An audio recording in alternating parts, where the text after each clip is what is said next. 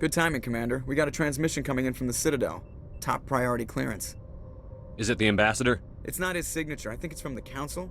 I'll patch it through to the comm room.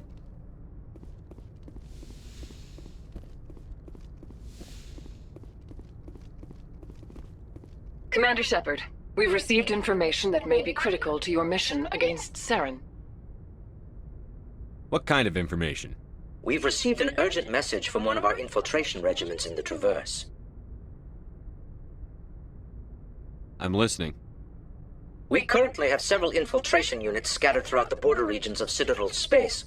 This particular unit was gathering intel on Saren. What did they find? Unfortunately, the message we received was little more than static. The infiltration team must be in a situation where they can't set up proper interstellar communications. But the message was sent on a channel reserved for mission-critical communications. Whatever they were trying to tell us, we know it was important. Considering your interest in Saren, we thought you might want to investigate this. Find out what happened to our team. The signal originated from the planet Vermeer. I'll look into it. The Council prefers not to become involved in the specifics of Spectre activities. We only want you to be aware of all your options, including Vermeer. Good luck, Commander Shepard. We will keep you advised if we learn anything else.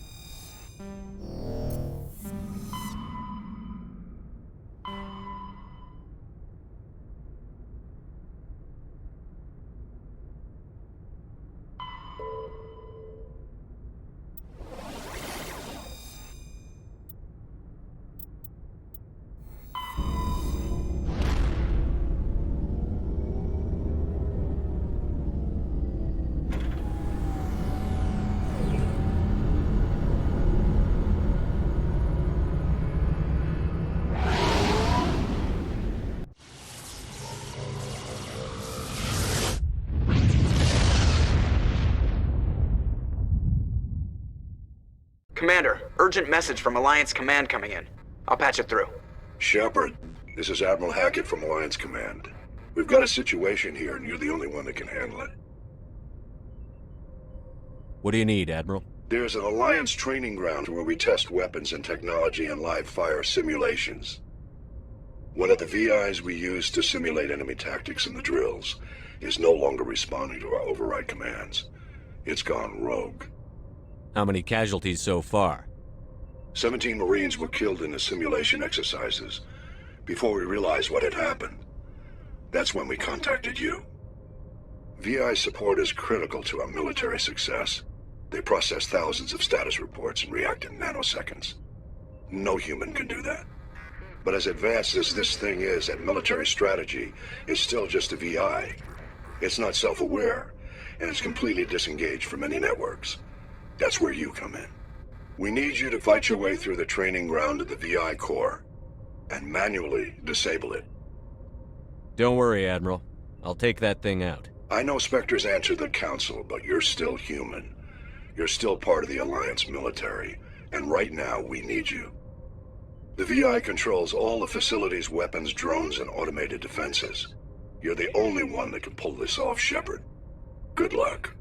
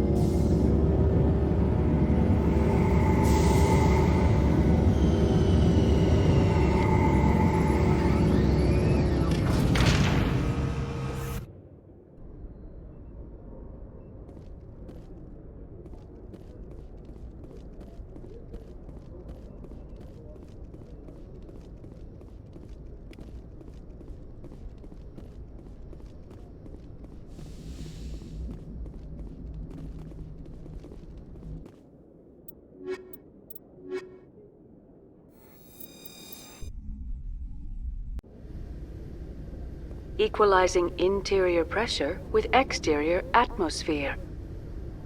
Logged. The commanding officer is ashore.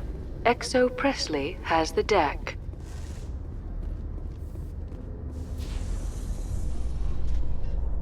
Rear Admiral Mihailovic, 5th Fleet. Commander Shepard, SSV Normandy. You don't know who I am, do you, Commander? I command the 63rd Scout Flotilla. You and the Normandy were slated for my unit after shakedown. Then the Council got their paws, claws, tentacles, whatever. They got them on our ship, and you. I still serve the Alliance, sir. As a Spectre, I can advance our interests to the Council. You still know what color your blood is, Shepard? I don't begrudge the politician's decision to throw you to the Council. It's an opportunity. I do begrudge this over-designed piece of tin, though. The Normandy is a fine ship, sir. She's served us well so far. It's a gimmick, Commander. Useless in a stand-up fight. This experiment diverted billions from our appropriations bills. For the same price, we could have had a heavy cruiser. But no, we had to make nice to the Turians, throw money at a co-developed boondoggle. I'm here to make an inspection, Commander. Normandy is an Alliance warship. I intend to see she's up to snuff. We'd be honored to show her to you, Admiral. I'll just bet. Wait here. I won't be long. Commander, I'm not happy. I'm sorry to hear that, sir. Who designed that CIC? Putting the commander aft of everyone else is inefficient. What if he needs to discuss with the operators toward the bow? I agree, sir. But I don't see what my crew can do about it. That's something you fix in dry dock. No, Commander. That's something you get right the first time. I had to shake my head at that drive core of yours, 120 billion credits of element 0 to make this thing able to move without giving itself away. You realize we could make drive cores for 12,000 fighters with that money? What good is it to hide for a few hours anyway? Useless. It also makes us the fastest ship in the fleet. Without the Tantalus core, Eden Prime would be a smoking crater right now. Eden Prime does have a smoking crater on it, Commander. Don't break your arm patting yourself on the back. And we need to talk about your crew, Commander. Krogan? Asari? Turians? What are you thinking, Commander? You can't allow alien nationals free access to Alliance equipment. I'm sorry you disapprove, sir. You have anything else to say, Commander? Any other justifications for the state of this vessel? None, sir. Very well. I'll be sending my report and corrective recommendations to the Joint Military Command. Not that I expect them to do anything about it. Too many interest groups have too much money invested in this. Commander Shepard?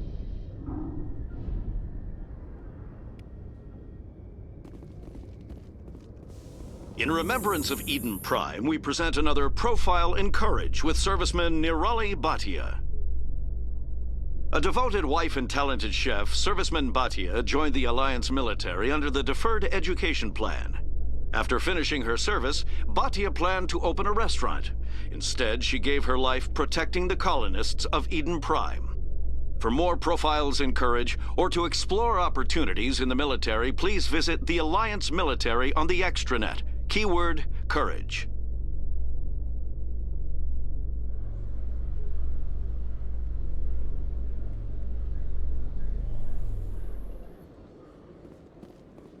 Commander Shepard?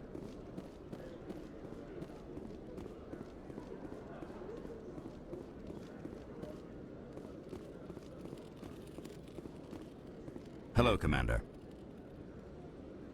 Show me what you've got. I'll open the rare stocks for you, Commander. Enjoy.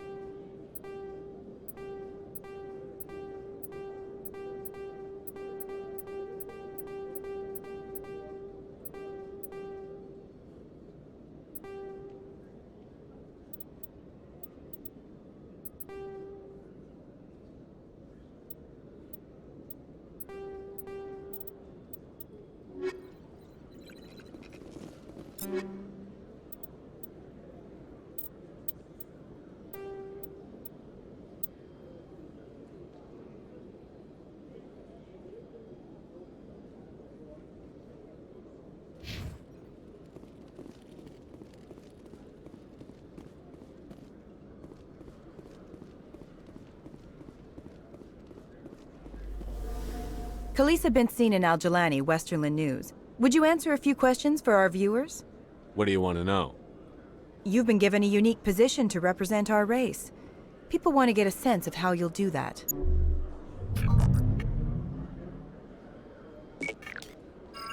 Humans have been trying to get the respect of the galactic community for 26 years. With that in mind, what are your feelings on being the first human Spectre?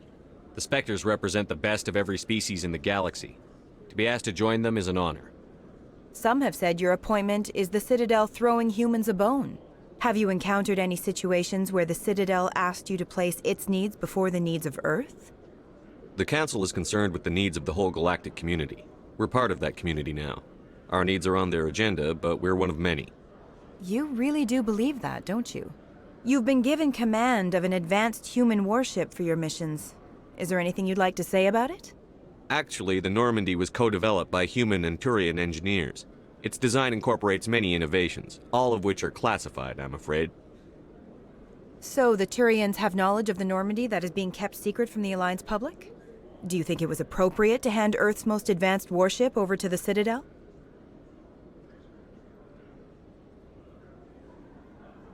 Hold on. It's pretty clear you have an agenda here. I'm not going to be part of it. Excuse me. You can't just walk away, Commander. The public has a right to know. Isn't it true you're just a shill for the Council?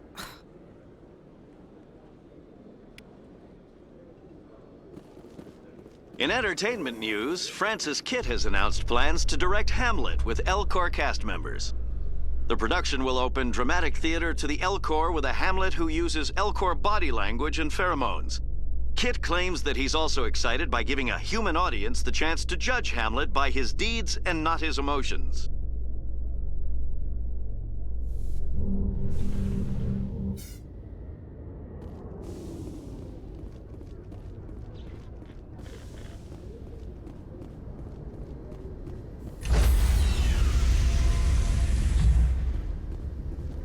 Stand by, shore party. Decontamination in Logged. The commanding officer is aboard. XO Presley stands relieved.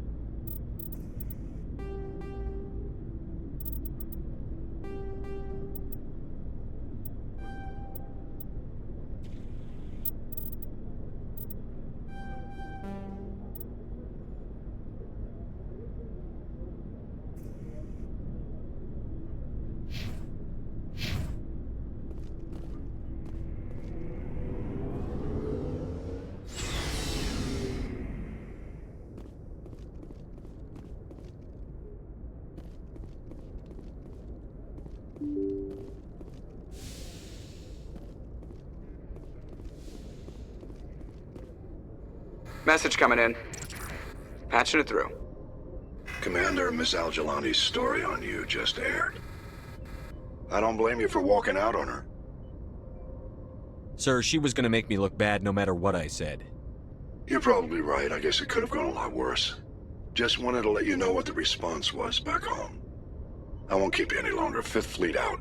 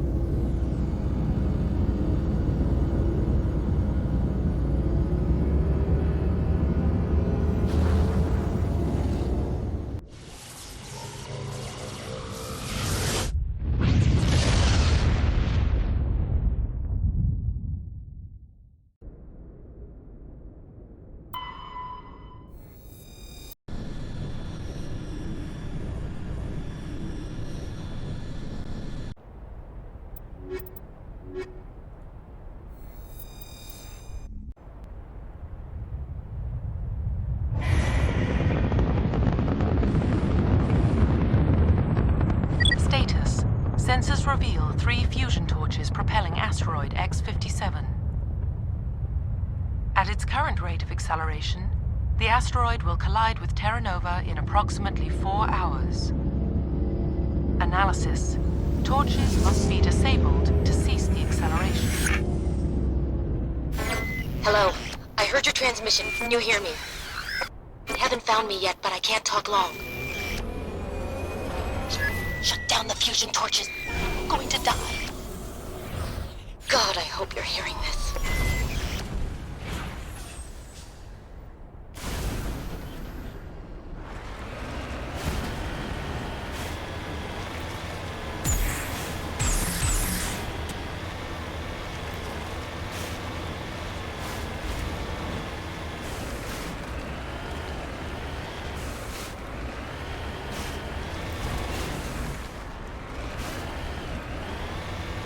Headed in the right direction. I don't know who you are, but I'm... Damn it. Go.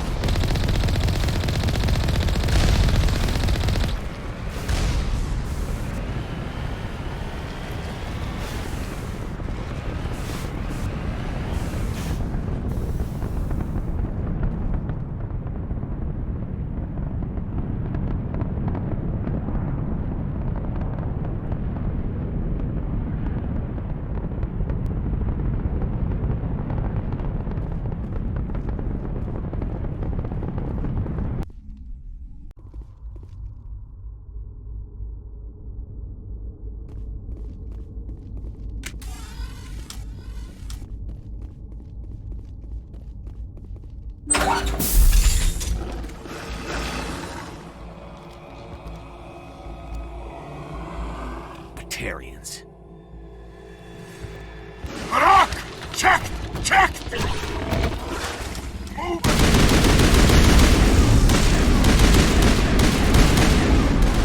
Release the Varans!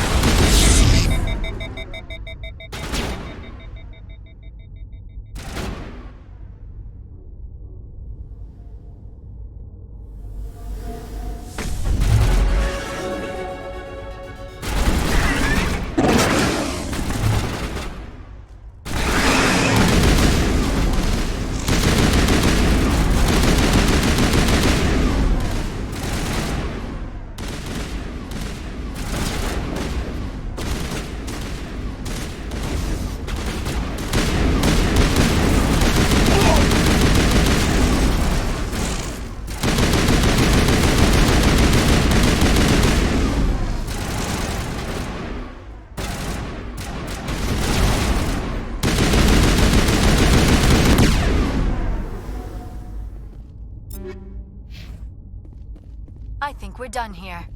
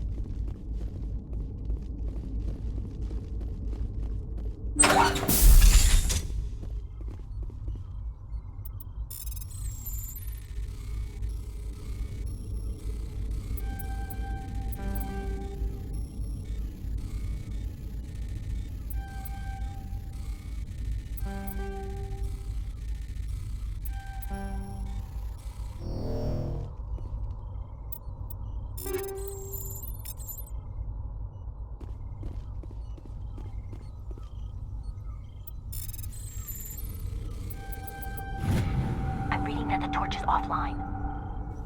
Was that you? Can you hear me? Who are you? What's going on? My name's Kate Bowman. I'm an engineer. I was part of the team assigned to bring this asteroid to Terra Nova. We were attacked yesterday by Batarian extremists. I've been hiding since they arrived. I think they know the torch went out. Why are they doing this? I don't know. But if this asteroid isn't slowed, millions of people on Terra Nova are going to die. If I find out anything, I've gotta go. Good luck.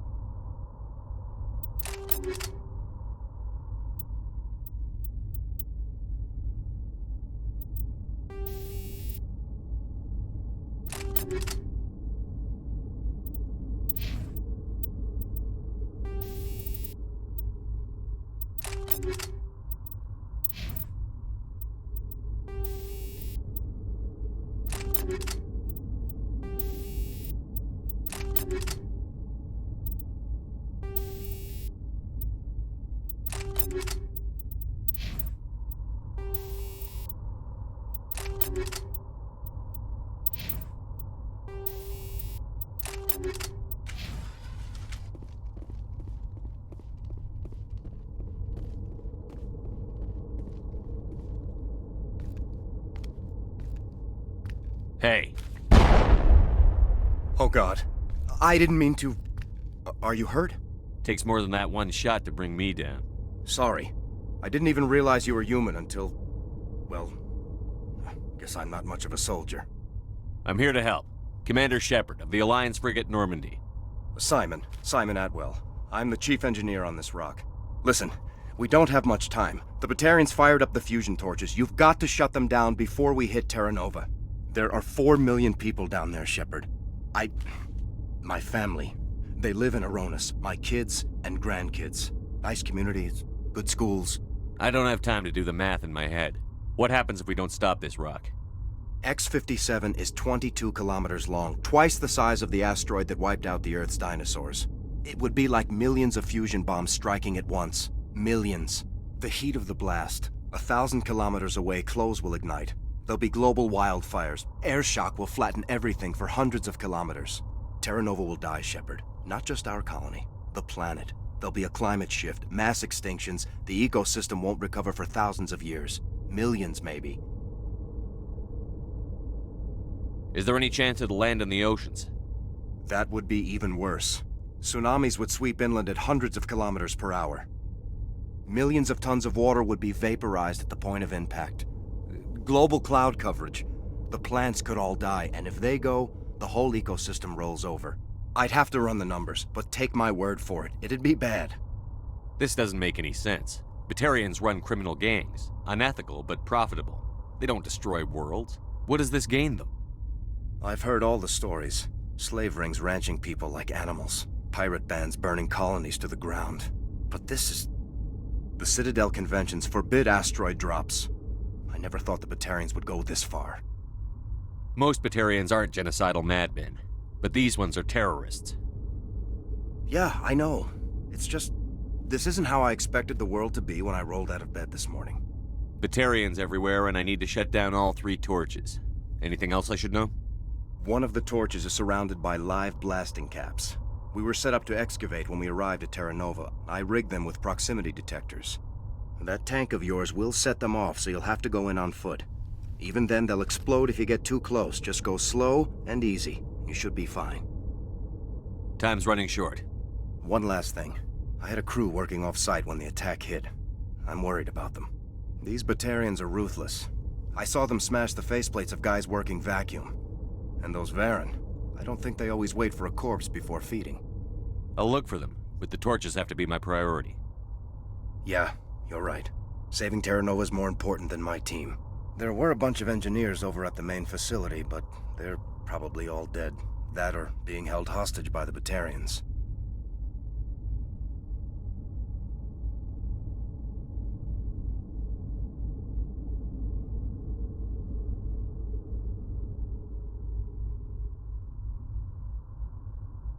Time's running short. I better get moving. I think I'll make myself scarce in case any Batarians come back. Good luck, Shepard.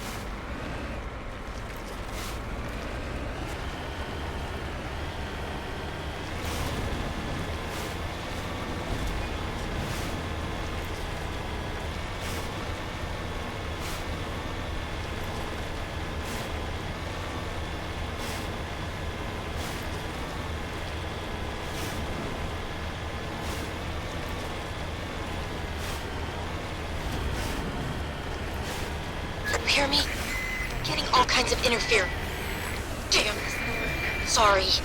There's a lot of feedback. See if I can fix it. In the meantime, just keep doing...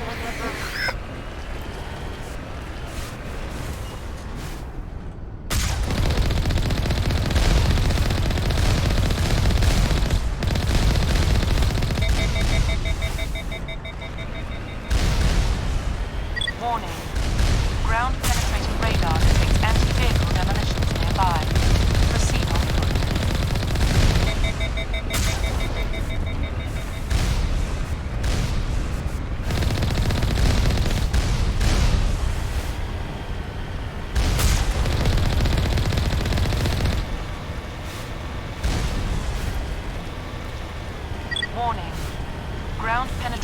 radar detects anti-vehicle demolitions nearby.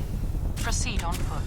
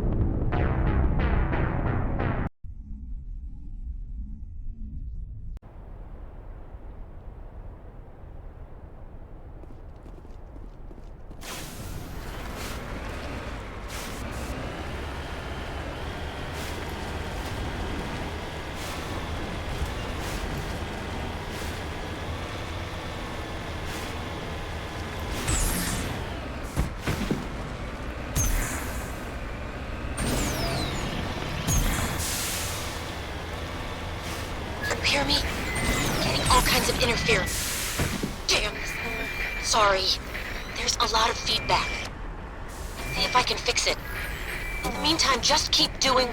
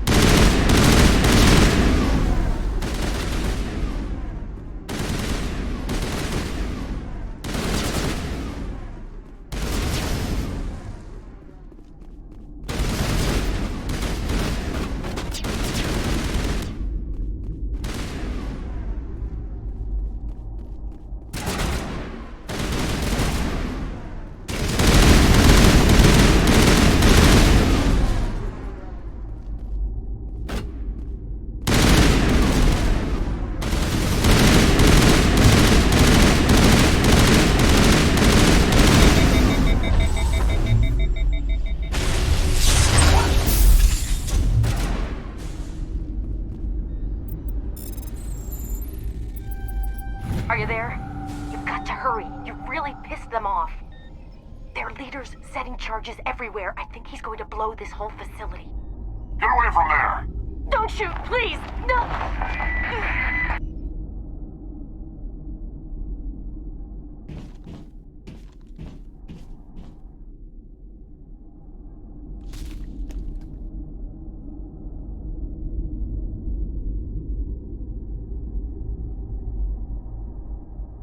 Who's shutting down the torches? I won't ask you again.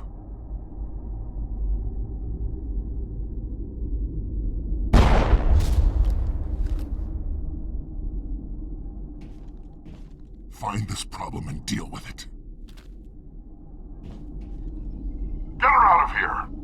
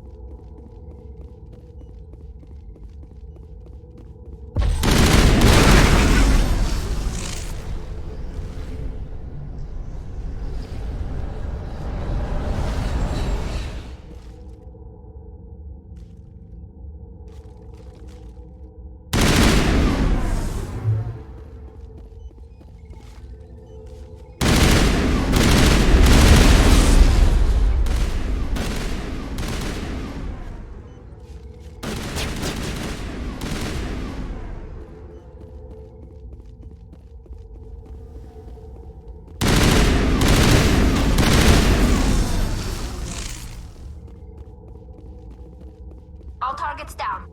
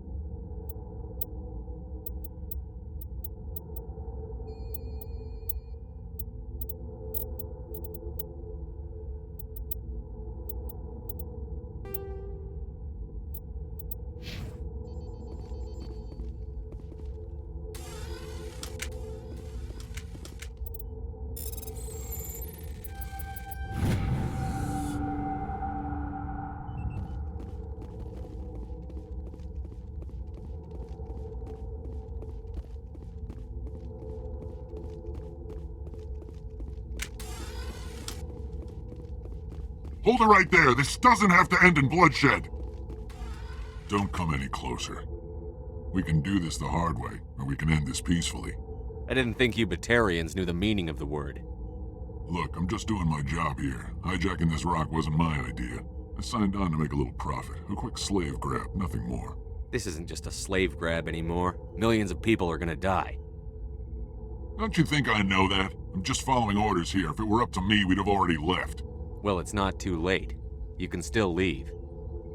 I don't think so. Bollock would skin me alive and sell my hide out of spite.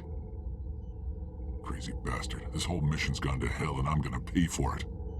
So why do you listen to him? Good question. I had a bad feeling about this from the moment we landed. Now Bollock wants you dead. And what Bollock wants, Bollock gets. I can't change that. Do you always want to be second in command? Get me out of here and I'll take care of Bollock. Then you can start giving the orders. Huh. An interesting proposal. It certainly has benefits over the current situation. Shut it down. This is Bollock's problem now. I hope you're as quick with a gun as you are with your promises, for both our sakes. Bollock will get what's coming to him, and so will you if I ever catch you in human territory again. Are we clear? Perfectly. Bollock's holed up in the main facility. You'll need this to get in. Don't underestimate him. He's a mean bastard. Let's go. We're getting off this rock.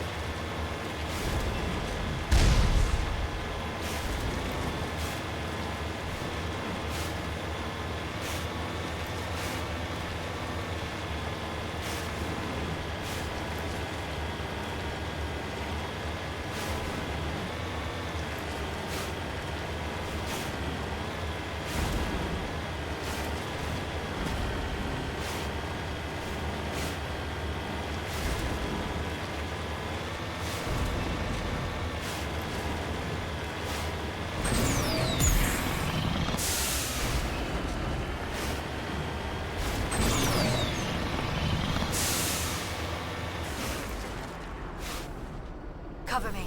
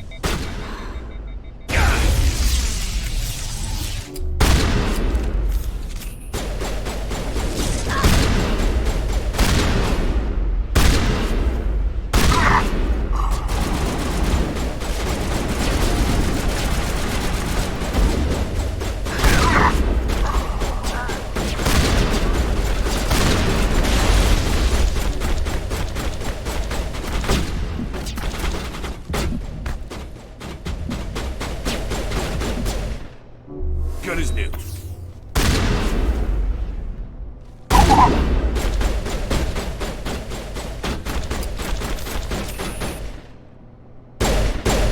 Die, human!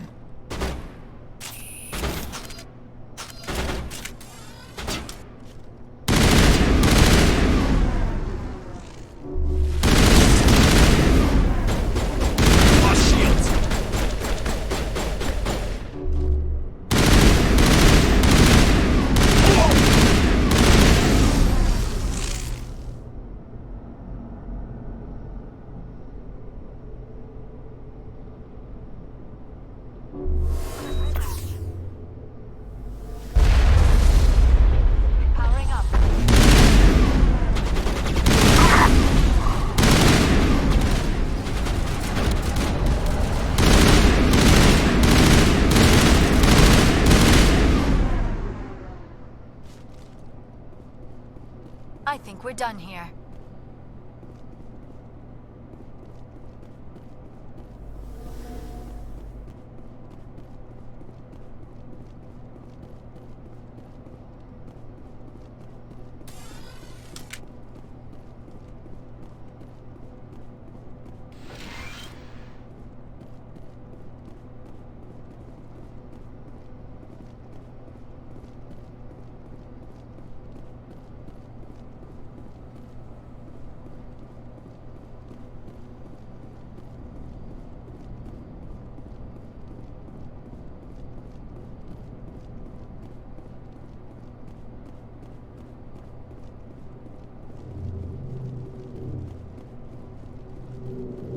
Hostile contact.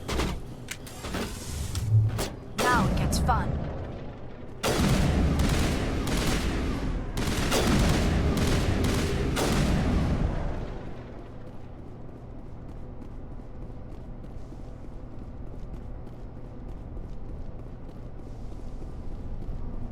Die! You humans.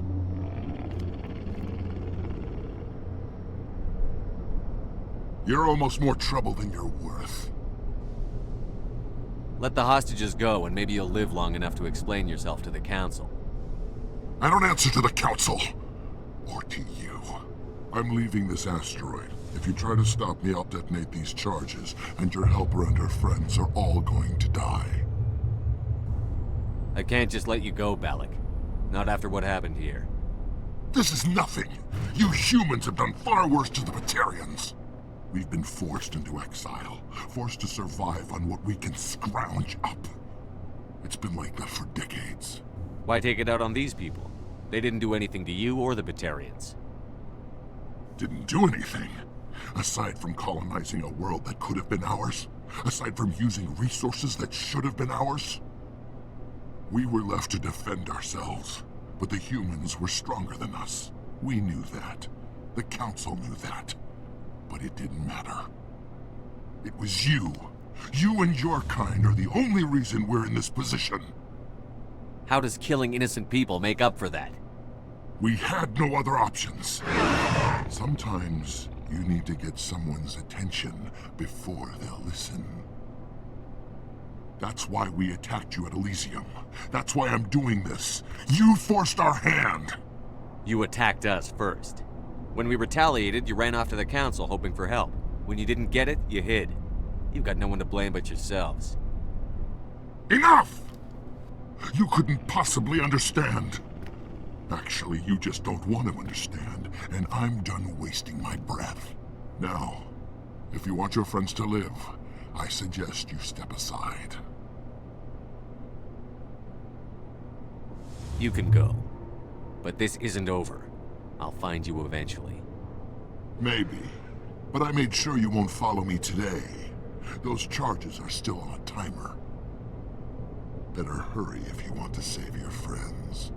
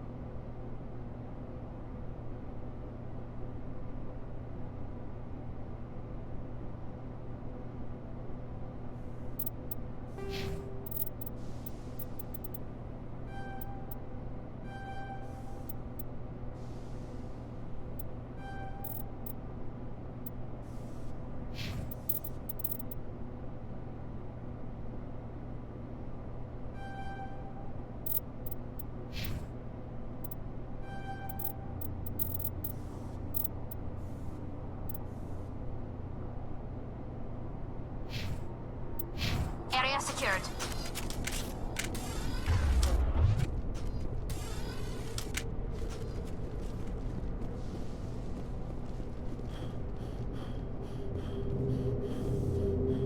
Take cover!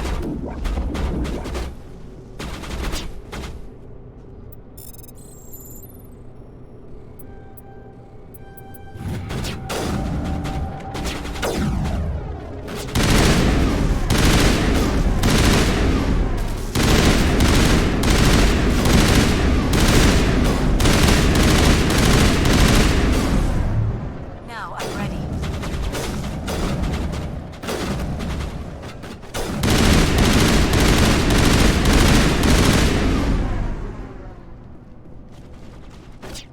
Perimeter clear.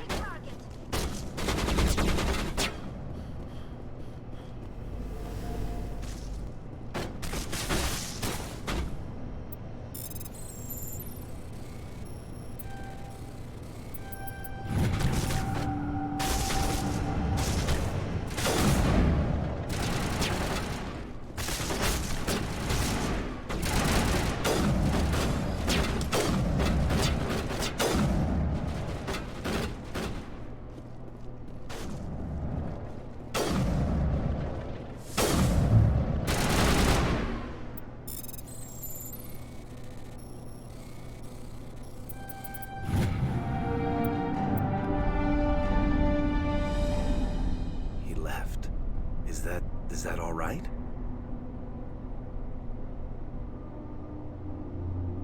Letting him go was better than the alternative. I thought you were going to stay someplace safe. There might have been something I could have done to help. I thought I should be here. I know this asteroid better than anyone. You did it. Another hour and our course would have been irreversible. I ran the numbers, Shepard. X-57 would have struck near the capital city, the most densely populated region. But that's not going to happen, thanks to you.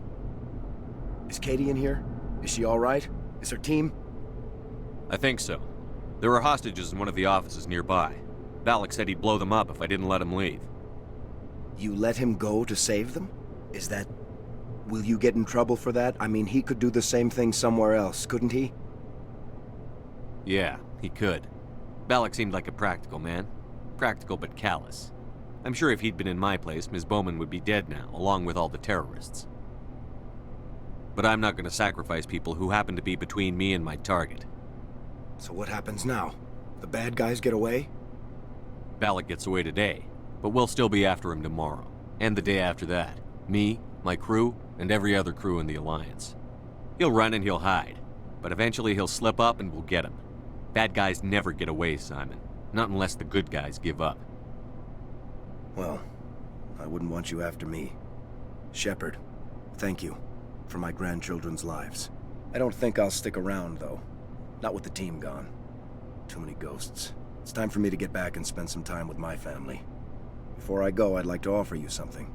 Maybe you'll have more use for it than I will. As lead engineer, I get some quality items. Take your pick. You've earned it.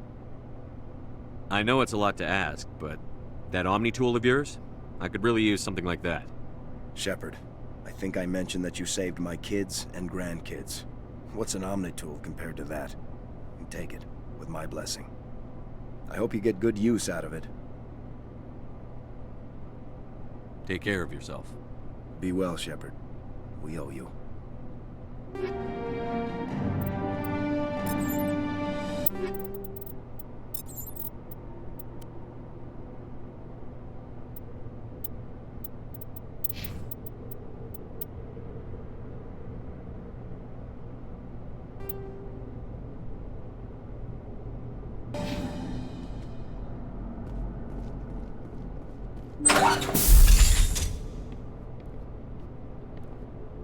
I can't believe you let Balak go. To save us.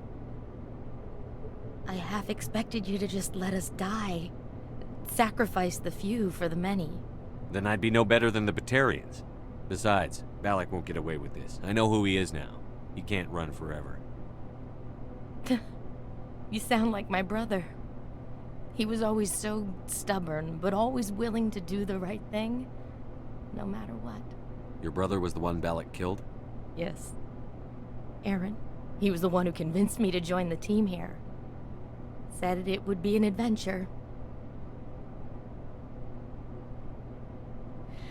I don't mean to sound ungrateful, but I should see to Aaron.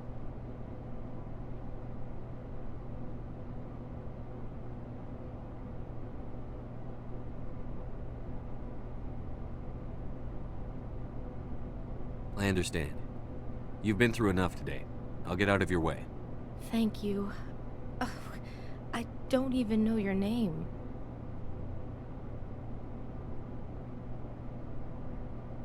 Shepard.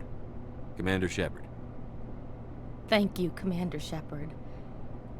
You're not exactly what I expected, but thank you.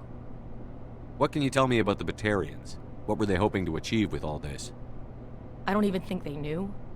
When they first arrived, they were talking about getting us back to their ship.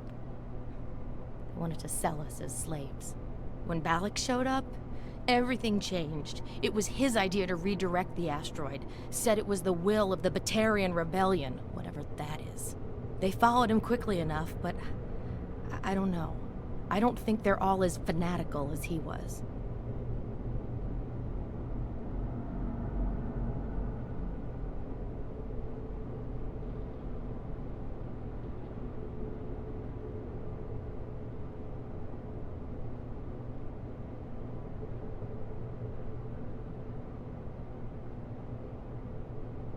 How did the asteroid get all the way over here? Why wasn't someone alerted sooner? The asteroid was scheduled to arrive in a day or two. Balak just sped it up. This rock is full of valuable minerals, but it was too far from Terra Nova to be profitable, so we attached some fusion rockets to it and drove it back.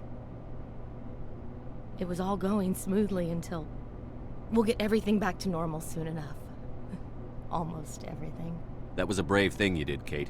Contacting me on the radio, risking your life. Stubborn and determined runs in the family. My father was in the Alliance back on Earth.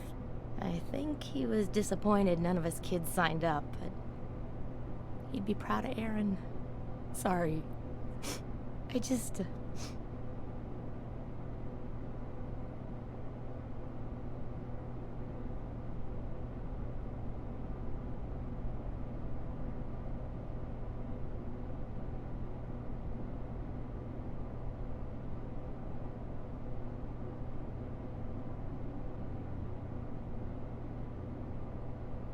You've been through a lot. I'll get out of your way.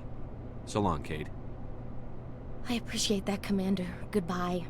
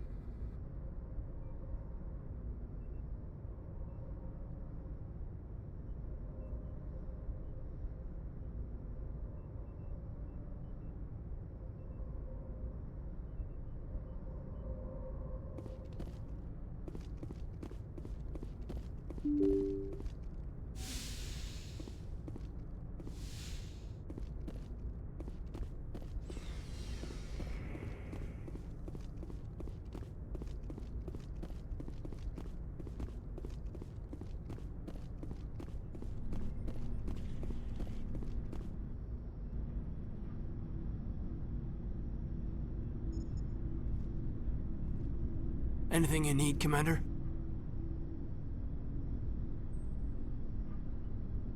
Just trying to get a sense of where the crew's at. Thoughts? Is this an official evaluation, Commander? Or off the record? Alenko, when it's just you and me, you can consider it off the record. That's a generous attitude. Okay. I think there's something wrong with all this. This Saren is looking for a lost mass relay to who knows where, but we can't get backup from the Council. Sorry, Commander. There's writing on the wall here, but someone isn't reading it. The Council doesn't want to believe anything's wrong. I'd call it human nature, but... I hear you. It just seems like a group that's been around as long as the Council should see this coming. Sorry if I got too informal. Protocol wasn't a big focus back in Bot. Tell me about it. Biotic acclimation and temperance didn't last past the airlock. To the kids they hauled in, it was brain camp. Sorry, hauled in is unkind.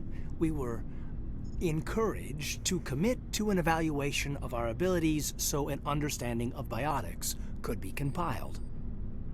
There are worse results of accidental exposure to Element Zero in the womb. Beats the brain tumors some kids grew up with. Is there some question about how you were exposed? My mother was downwind of a transport crash. It was before there were human biotics, a little after the discovery of the Martian ruins. It only gets iffy around 63 when Kinetics was running out of first-gen subjects. Until then, they'd relied on accidentals. A bunch of guys in suits show up at your door after school, and next thing you know, you're out on Jump Zero. Jump Zero is Gagarin Station, right? What's it like? Yeah, that's the official name. Biggest and farthest facility we had for decades. Right on the termination shock, the outer edge of the solar system. It's where they did all the Goose Chase FTL research before we caught on to using mass effect fields.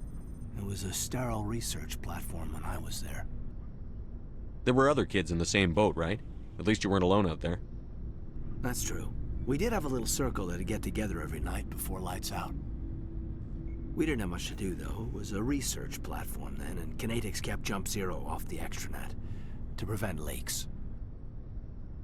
Then you must have had plenty of time to get to know each other. Yeah, we'd sit around and bull every night after dinner, play cards or network games.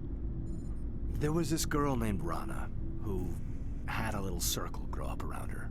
She was from Turkey. Her family was very rich. But she was smart and charming as hell. Beautiful, but not stuck up about it. I think you'd have liked her. Sounds like she was special to you. She was. Maybe she felt the same. But things never felt together. Training, you know.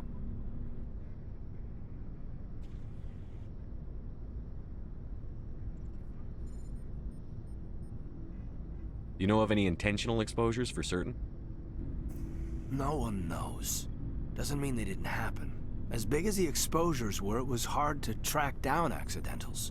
It was different then. No one knew the potential, so there wasn't a lot of regulation. Anything Kinetics did was gold. I'm not saying they intentionally detonated drives over our outposts, but in retrospect, they were damn quick on the scene. Jump Zero is a long way from home. What was it like? The grand gateway to humanity looks a lot better in the vids. But that's my own baggage, Commander. No bearing on this. Alenko, there's no regulation that says you can't be friends with your commander. I appreciate that, Commander. I just don't want you to think that I'm a whiner. Besides, I've got my past squared away.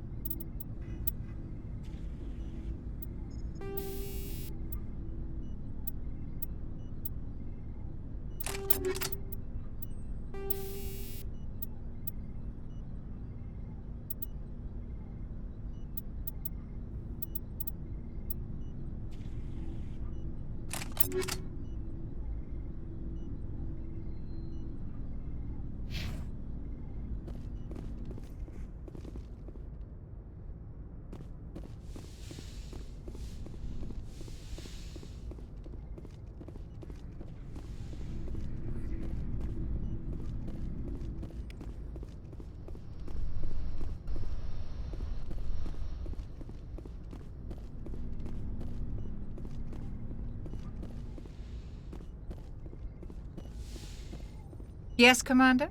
Is there something you need? I should go. Goodbye, Commander.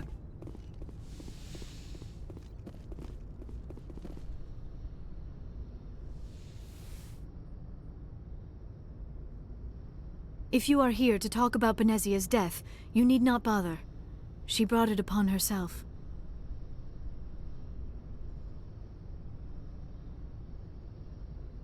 Don't pretend it doesn't bother you. She was your mother. She was. But she was not. I prefer to remember Benezia as she used to be, before she was corrupted by Sovereign's power. The best of your mother lives on in you. Her determination, her intelligence, her strength. That is kind of you to say. I appreciate your concern, but I am fine. Benezia chose her path, just as I have chosen mine. I am with you until the end, Shepard. Tell me about yourself, Liara. Me? I am afraid I am not very interesting, Commander. I spend most of my time on remote digs, unearthing mundane items buried in long-forgotten Prothean ruins. Sounds dangerous. And lonely. Sometimes I would run afoul of indigenous life forms or stumble across a small band of mercenaries or privateers, but I was always careful. Until the Geth followed me to Artemis Tau, I never found myself in any situation my biotics could not handle. As for the solitude, well, that is one aspect that most appealed to me. Sometimes I just need to get away from other people. You don't like other people? I suppose it comes from being a matriarch's daughter. People expected me to follow in Benezia's footsteps. They wanted me to become a leader of our people. Matriarchs guide their followers into the future. They seek the truth of what is yet to come. Maybe that's why I became so interested in the secrets of the past. It sounds so foolish when I say it out loud. It sounds like I became an archaeologist simply to spite Benezia. All children rebel against their parents. It's a natural part of growing up. Aha, you share the wisdom of the matriarch, Shepard. That is exactly what Benezia said when I told her of my decision. But there was more to it than that. I felt drawn to the past. The Protheans were these wondrous, mysterious figures. I wanted to know everything about them. That is why I find you so fascinating. You were marked by the beacon on Eden Prime. You were touched by working Prothean technology. Sounds like you want to dissect me in a lab somewhere. What? No! I did not mean to insinuate. I never meant to offend you, Shepard. I only meant that you would be an interesting specimen for an in-depth study. No, that's even worse. Calm down, Liara. I was only joking. Joking? Oh, by the goddess, how could I be so dense? You must think I am a complete and utter fool. Now you know why I prefer to spend my time in the field with data disks and computers. I always seem to say something embarrassing around other people. Please, just pretend this conversation never happened. Do you know why Benezia joined up with Saren? Benezia was swept up in events beyond her control and lost herself. She fell under the spell of indoctrination and became part of the very thing she wanted to stop. But I will remember and honor how she lived, not how she died. My mother was strong, kind, and beautiful, and now she is gone. Are you going to be okay? You are kind to ask, Shepard. I do miss her, and I grieve for what happened to her. But I will not let my grief interfere with what we are trying to accomplish. I'd like to know more about the Asari. We were the first species to discover the Citadel. We were instrumental in forming the Council, and we always strive to be the voice of peaceful cooperation in galactic disputes. My people believe we are all part of a single galactic community. Each species contributes something to the greater whole. Although we seek to understand other species, it seems few of them seek to understand us. The galaxy is filled with rumors and misinformation about my people. Like what? Most of the inaccuracies are centered around our mating rituals. My species is monogendered. Male and female have no real meaning for us. We still require a partner to reproduce. This second parent, however, may be of any species and any gender. I don't understand. Your species can mate with anyone? Mating is not quite the proper term, not as you understand it. Physical contact may or may not be involved, but it is not an essential element of the union. The true connection is mental. Our physiology allows us to meld with other beings. We can touch the very depths of their minds. We explore the genetic memory of their species. We share the most basic elements of their individual and racial identities. We then pass these traits on to our daughters. It is how we learn to grow as a species and how we develop a greater understanding of other races. What happens to your partner after the union? Every relationship is different.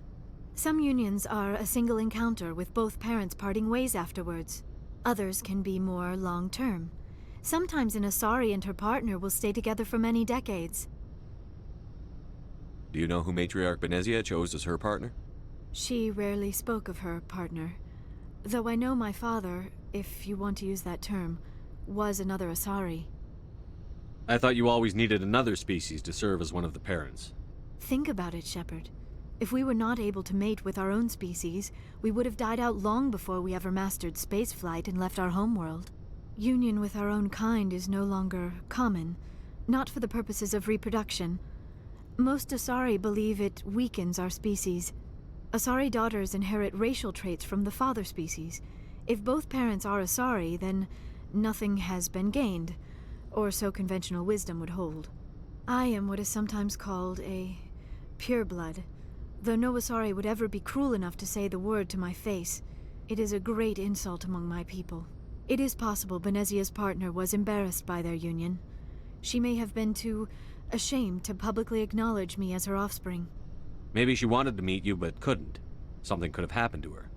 Maybe she passed away. You might be right. I hope you are. But I have no way to know for sure. Benezia never spoke of her partner. Whatever happened, it caused her too much pain to dwell on it. She raised me by herself, though that is not uncommon. Many Asari raise their children alone, particularly if the father species is short-lived. Often the partner will pass on long before the child reaches maturity. You Asari live for 1,000 years. What happens when your partner dies? Few sapient species live as long as my kind. We have learned to take a philosophical approach to our unions. We do not focus on the inevitable loss of our partners. Instead, we enjoy the time we spend with them. And even after they're gone, a part of them lives on in us. The union is a connection that transcends both time and space. I should go. Goodbye, Shepard.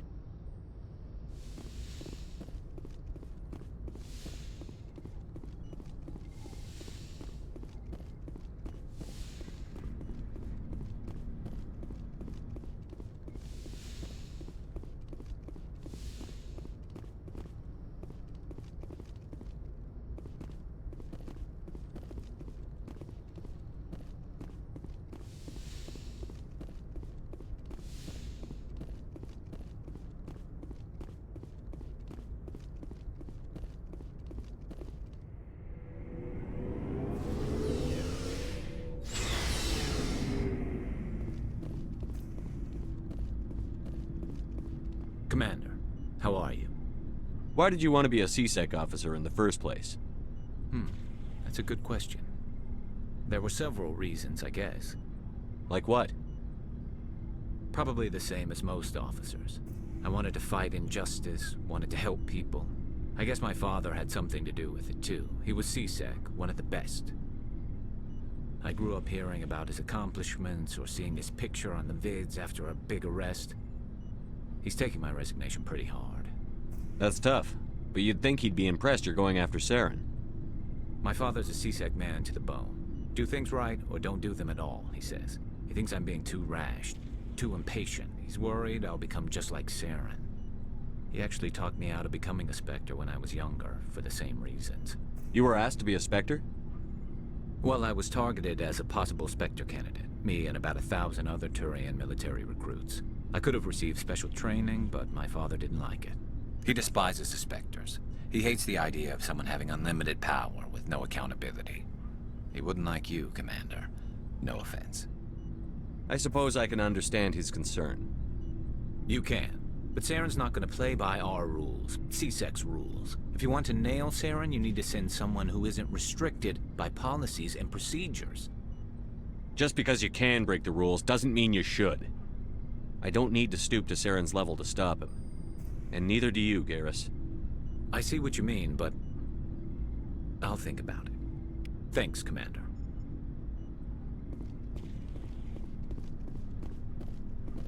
Commander, you have a minute to talk. I keep an open door policy. If you have any concerns, lay them on me. All right. I know things are different aboard the Normandy, but I'm concerned about the aliens, Vicarian and Rex. With all due respect, Commander, should they have full access to the ship? They may not serve the Alliance, Chief, but they're allies. At least as far as Saren goes. This is the most advanced ship in the Alliance Navy. I don't think we should give them free rein to poke around the vital systems. Engines, sensors, weapons. You don't trust the Alliance's allies? I'm not sure I'd call the Council races allies. We, humanity, have to learn to rely on ourselves. Standing up for ourselves doesn't mean standing alone. I don't think we should turn down allies. I just think we shouldn't bet everything on them staying allies. As noble as the Council members seem now, if their backs are against the wall, they'll abandon us. You've got a pessimistic view of the universe, Williams. A pessimist is what an optimist calls a realist. Look, if you're fighting a bear and the only way for you to survive is to sick your dog on it and run, you'll do it. As much as you love your dog, it isn't human. It's not racism, not really. Members of their species will always be more important to them than humans are. These seem like deeply held beliefs, Williams. What made you think this way? My family's defended the Alliance since it was founded. My father, grandfather, great-grandmother, they all picked up a rifle and swore the oath of service. I guess we just tend to think of Earth's interests as our own. All right. I can see where your concerns are coming from, Williams. But this is a multilateral mission. You're going to have to work with aliens, like it or not. It won't be a problem, Commander. You say jump, I say how high. You tell me to kiss a Turian, I'll ask which cheek. I don't think kissing Turians will be necessary. You never know, Commander. What's your opinion on the last mission? You mean the Rachni? They were dangerous, Commander. They proved that 2,000 years ago. I think it was a mistake to let them go. But that wasn't my call to make. It was yours. You know, you really should talk to T'Soni about her mom. She has to be hurting. Just saying, Commander. We'll talk later, Williams. Looking forward to it, sir.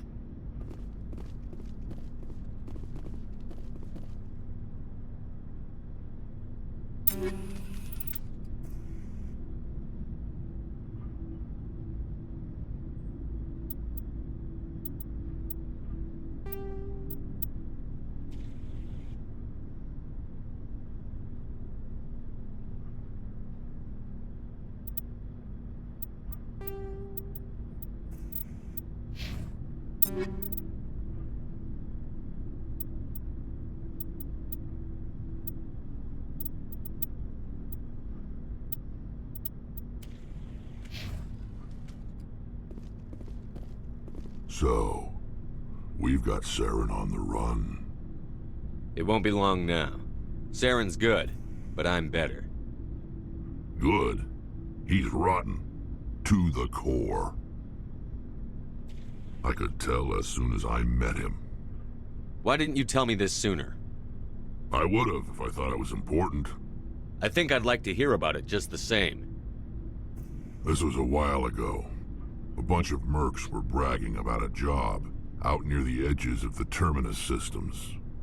They said it paid well and the boss was never around to ride them. They said he was looking for more men, too. So I checked it out. I didn't know Saren was openly recruiting mercs. It wasn't that open, and he only showed his face once. We'd been raiding ships in the area for months when we took out this massive cargo freighter. Our biggest haul yet.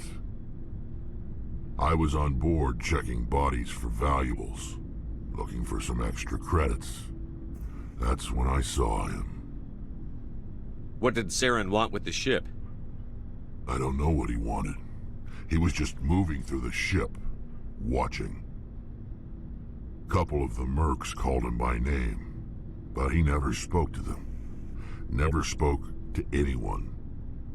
I had a really bad feeling about him, so I got the hell out. Didn't even wait to get paid. What kind of cargo was the freighter carrying?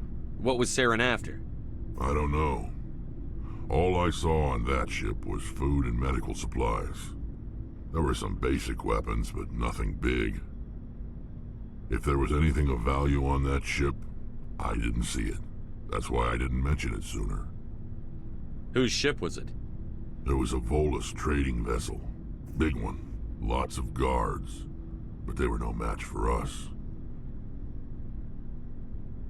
That's the only time you saw him? Yeah. Didn't even know who he was. Still wouldn't if I hadn't joined up with you. But my instincts were right. Every other merc on that mission turned up dead within a week. Every damn one. So long, Rex. Shepard.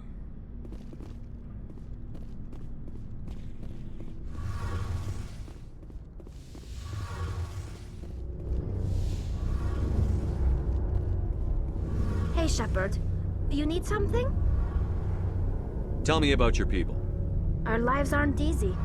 Resources are scarce, and we are constantly on the move. Everything we do must in some way contribute to the continuation of the migrant fleet.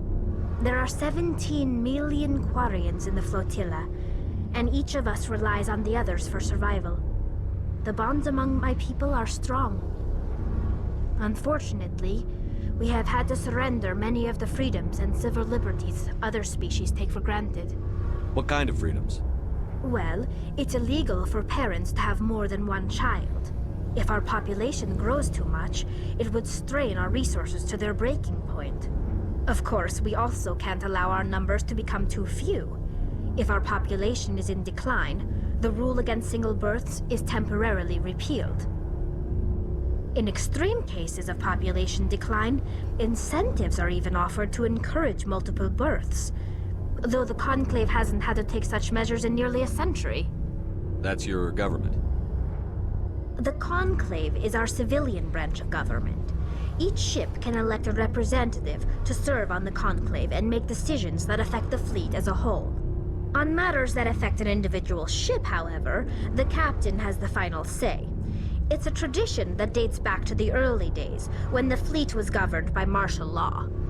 Fortunately, most captains nowadays are smart enough to have an elected council from their crew to give them advice and guidance. So the ultimate power rests with elected officials.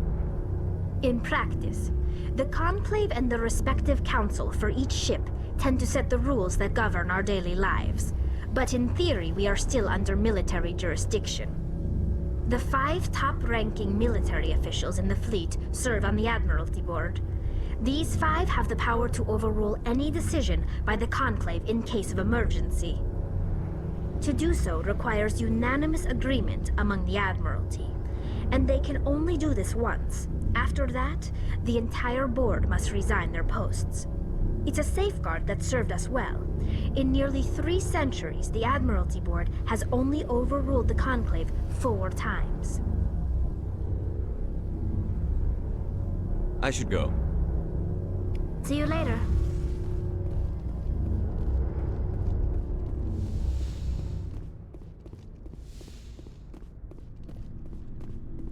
Looking for supplies? Let's see what you've got. You bet, Commander.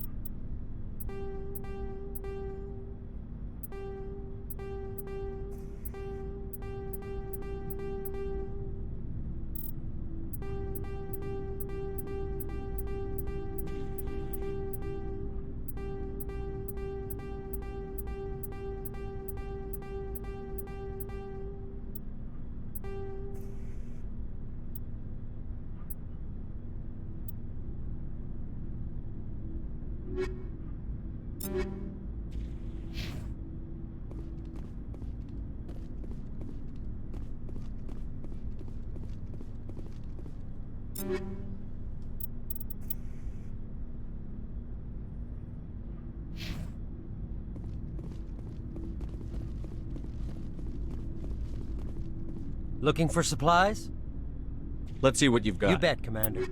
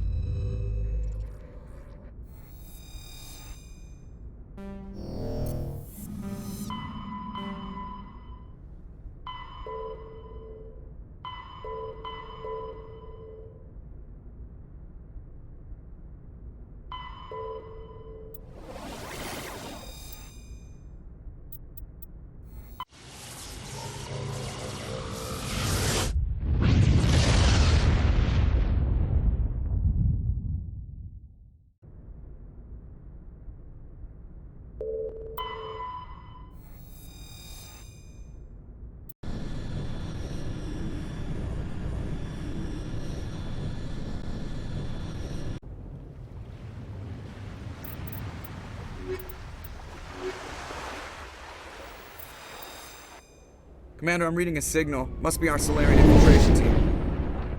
Check out those defense towers. Drop the Mako. We'll go in hot and take them out. I'll get you in underneath their radar, Commander.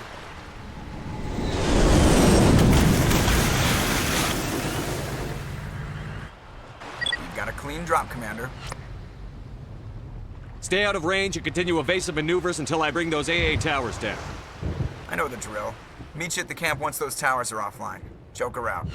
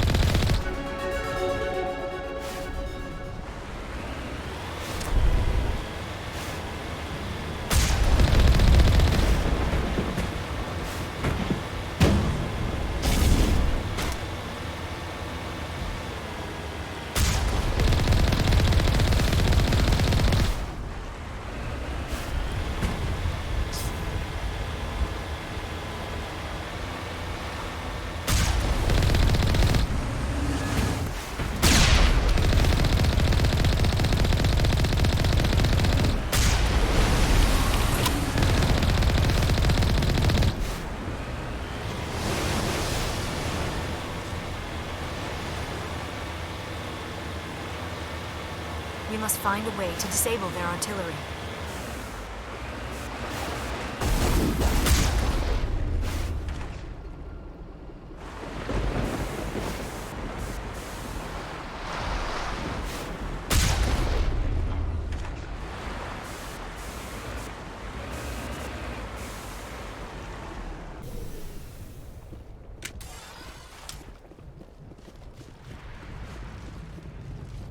We must find a way to disable their artillery.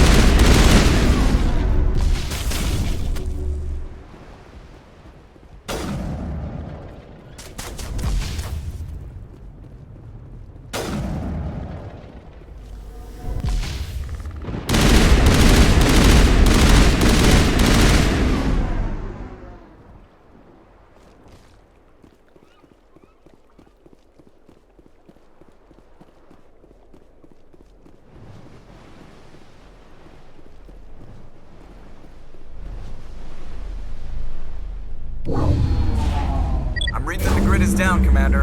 On approach to the Solarian base now. Out.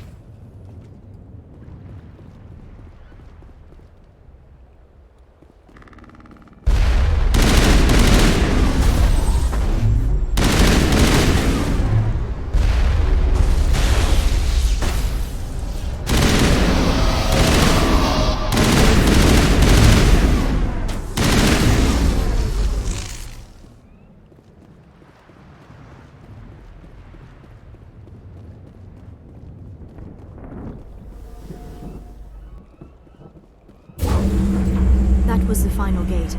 Our path to the Solarian camp should be clear from here.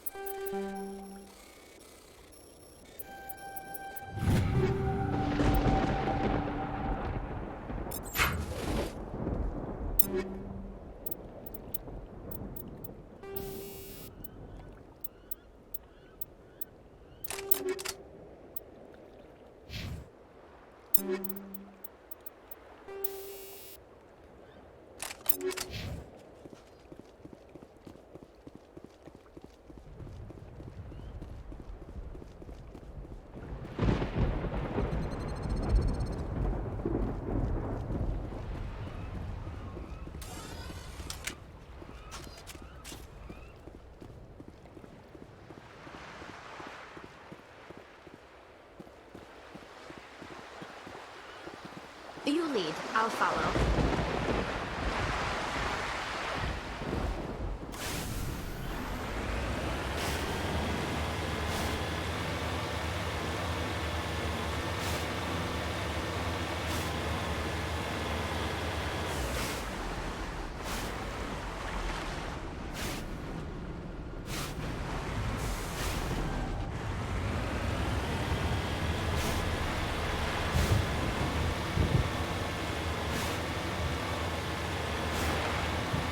Commander, Normandy's touched down at the base, but it looks like we're grounded. The Solarian captain can explain when you get here.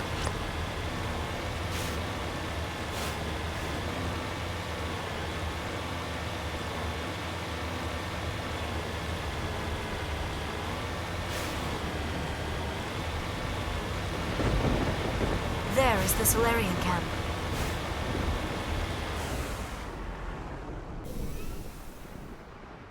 So what are we supposed to do now? Stay put until we can come up with a plan. Are you in charge here? What's the situation? I'm Captain Kirahi, 3rd Infiltration Regiment STG. You and your crew have just landed in the middle of a hot zone. Every AA gun within 10 miles has been alerted to your presence. What are we supposed to do in the meantime? We stay put until the Council sends the reinforcements we requested. We are the reinforcements. What? You're all they sent? I told the Council to send a fleet. We couldn't understand your transmission. They sent me to investigate. That is a repetition of our task. I lost half my men investigating this place. So what have you found? Saren's base of operations. He set up a research facility here, but it's crawling with Geth and very well fortified. Is he here? Have you seen him? No, but his Geth are everywhere and we've intercepted some comms referring to Saren. This is his facility, there's no doubt about that. What's Saren researching? He's using the facility to breed an army of Krogan. How is that possible? Apparently, Saren has discovered a cure for the genophage. What's so important about curing this genophage? It was the solution to the Krogan problem. We introduced the genophage to the Krogan population after the uprising, to quell their numbers. Without it, the Krogan will quickly overrun the galaxy. And these Krogan follow Saren. The Geth are bad enough, but a Krogan army? He'd be almost unstoppable. Exactly my thoughts. We must ensure that this facility and its secrets are destroyed. Destroyed? I don't think so. Our people are dying. This cure can save them. If that cure leaves this planet, the Krogan will become unstoppable. We can't make the same mistake again. We are not a mistake. Is he going to be a problem? We already have enough angry Krogan to deal with. Don't worry about it, Captain. I do worry. That's why I'm still alive. Why don't you go talk to the Krogan? My men and I need some time to come up with a new plan of attack. In the meantime, if you need any supplies, you can talk to Commander Rentola. He's in one of the tents nearby. Looks like things are a bit of a mess. Yeah. I wouldn't be so worried if it wasn't for Rex. It looks like he's gonna blow a gasket. You think I should go talk to him? It wouldn't hurt. Well, it might, actually. Just do it carefully. I'll be careful, but be ready, just in case. I'm always ready.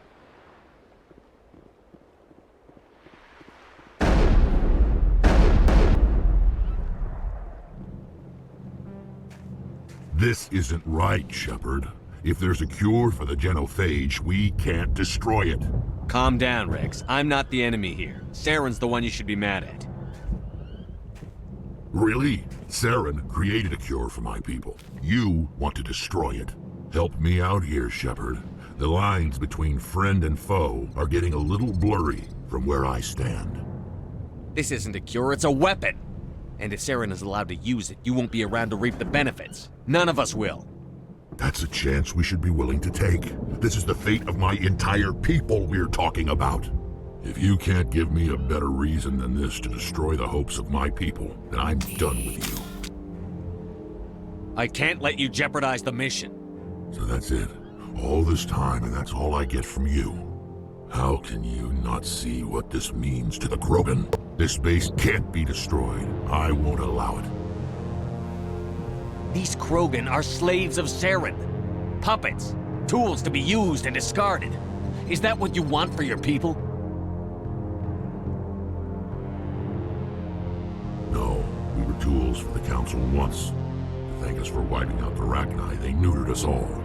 I doubt Saren will be as generous. All right, Shepard. You've made your point. I don't like this, but I trust you enough to follow your lead. Just one thing. When we find Saren, I want his head.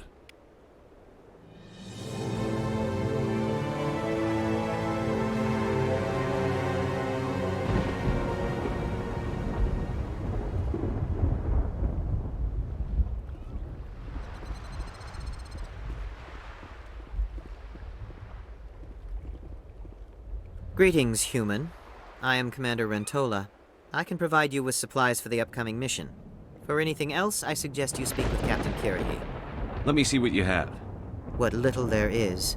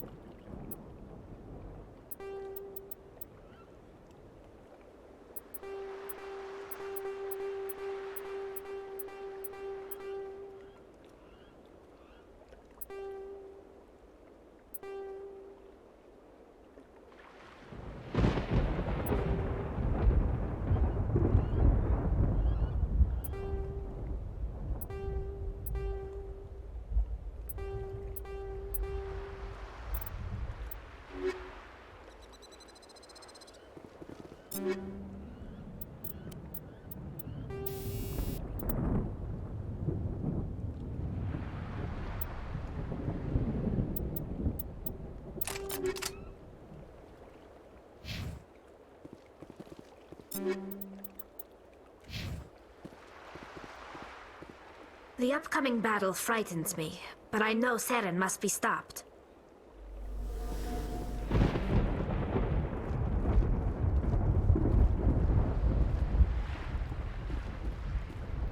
Normally I wouldn't think much of Solarians in a firefight, but these soldiers seem well trained.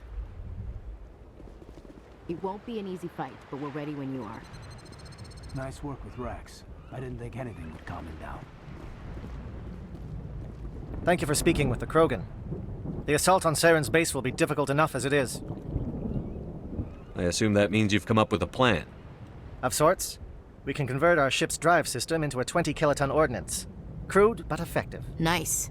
Drop that nuke from orbit, and Saren can kiss his Turian ass goodbye. Unfortunately, the facility is too well fortified for that. We'll need to place the bomb at a precise location. Where do we take the nuke? And how do we get there? The bomb must be taken to the far side of the facility. Your ship can drop it off, but we'll need to infiltrate the base, disable the AA guns, and pacify any ground forces first. You want us to go in on foot? We don't have enough men. It does sound a bit risky. Is there no other way? No, but I think we can work around that. I'm going to divide my men into 3 teams and hit the front of the facility. While we've got their attention, you can sneak your shadow team in the back. It's a good idea, but your people are gonna get slaughtered. We're tougher than we look, Commander. But it's true. I don't expect many of us will make it out alive. And that makes what I'm going to ask even more difficult. I need one of your men to accompany me, to help coordinate the teams. We'll need someone who knows Alliance communication protocols. I volunteer, Commander. Not so fast, LT. Commander Shepard will need you to arm the nuke. I'll go with the Solarians. With all due respect, Gunnery Chief, it's not your place to decide. Why is it that whenever someone says, with all due respect, they really mean kiss my ass? Who would be better suited to the mission? Either of these 2 will do, Commander. Both seem willing to sacrifice their lives if necessary, though if we are lucky, such sacrifices won't be required. Elenko, you're with the captain. Keep it simple, understood? Aye, aye, Commander. I will have the ordnance loaded onto the Normandy and brief your crew on its detonation sequencing. Do you have any questions before we go, Commander? The Normandy's picking me up. How will your teams escape the blast? We will engage the Geth as long as possible. Once the bomb is in place, we will fall back to try and escape the blast radius. If we move quickly, we should be able to escape with acceptable casualties. If not, then our memories will live on as martyrs to a greater cause. You talk like this is a suicide mission. I won't lie to you, Commander. There is a chance none of us will survive this assault, even your team. But we do what is necessary. Shadow seems clear enough. What will the other teams be called? Igor, Manovai, and Jaeto. They were the initial settlements on our first 3 colony worlds. They are at the heart of Solarian territory to this day. These names will remind my men what they are fighting for. They must have a personal stake in the fight if we are to have any chance of success. I want to know more about the bomb. How reliable is it going to be? Its reliability depends on the person arming it, but it will do the job. The drive system is highly impervious to damage from external sources. Once it has been armed, very little can stop it. The key is getting it into place and armed before the Geth can stop us.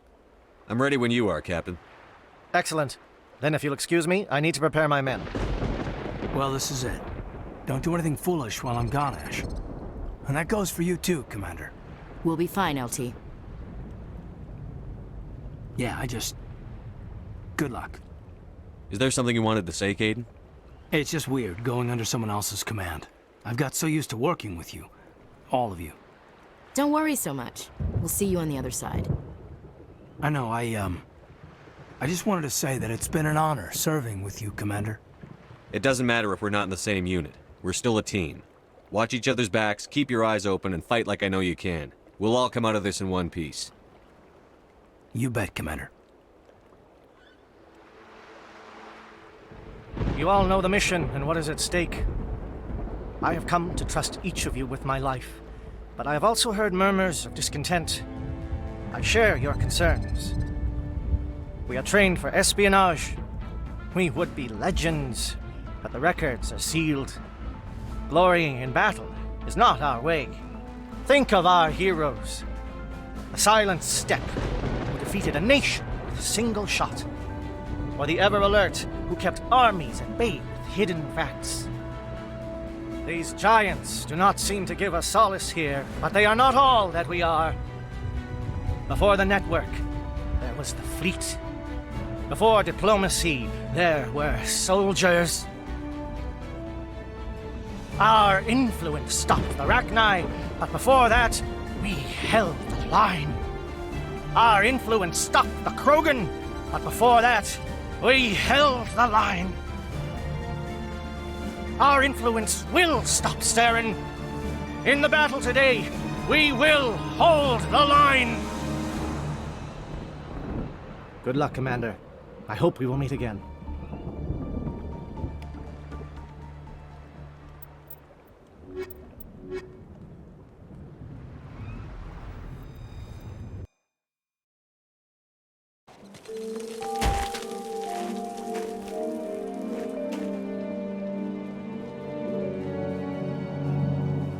Comm check. Do you read me, Commander?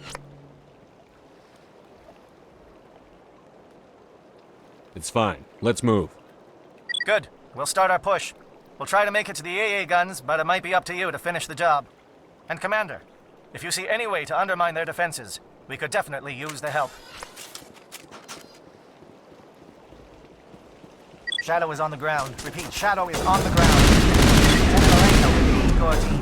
Manovai, Jayeto teams, move. Time to get some attention.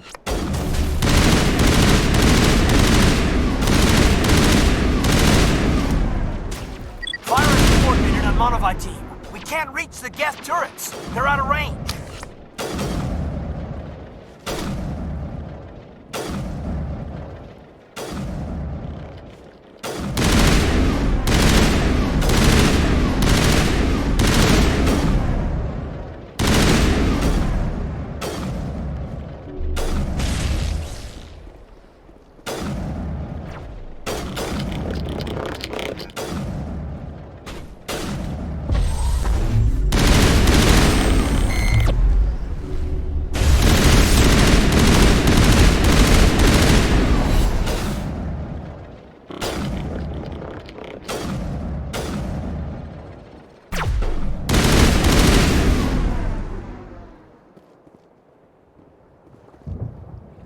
Perimeter secured.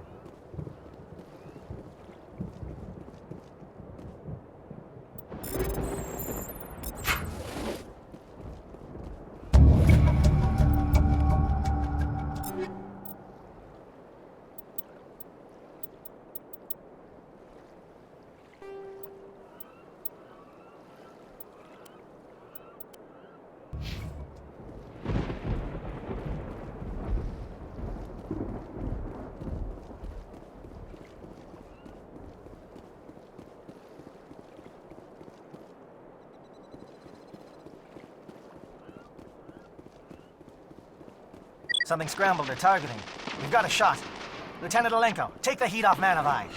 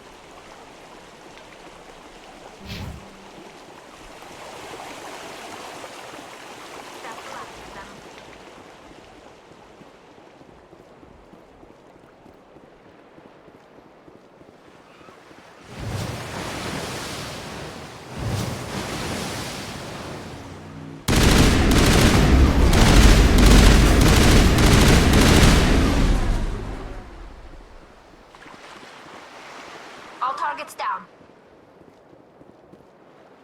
They're calling SAT strikes. Jayeto, watch for comm stations. Alenko, can you see anything?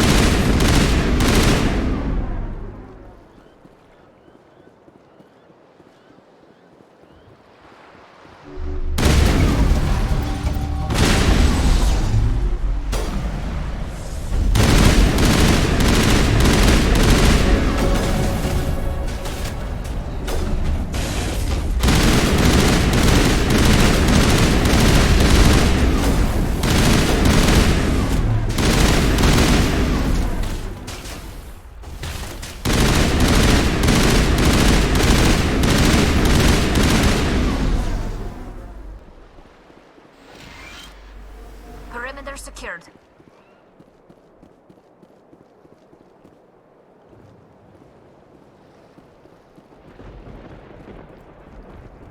Aircraft heading to perimeter stations to recharge. Bunker up before they come back.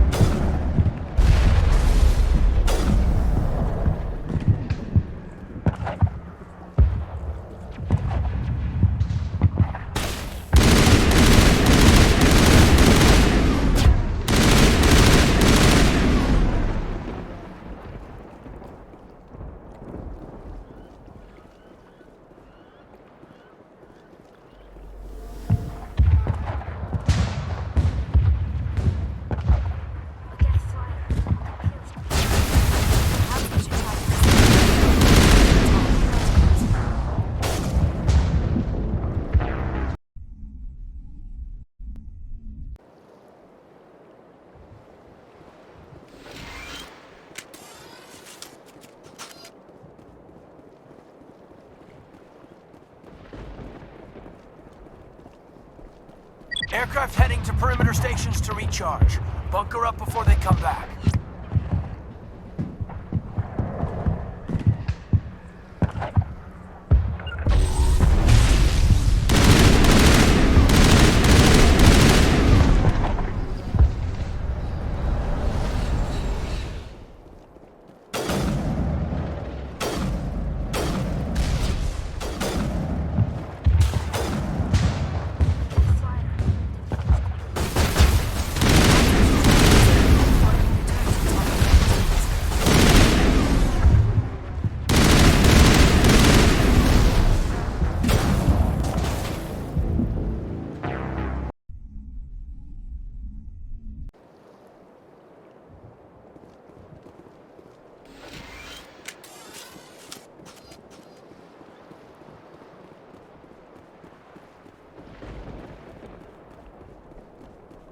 Aircraft heading to perimeter stations to recharge.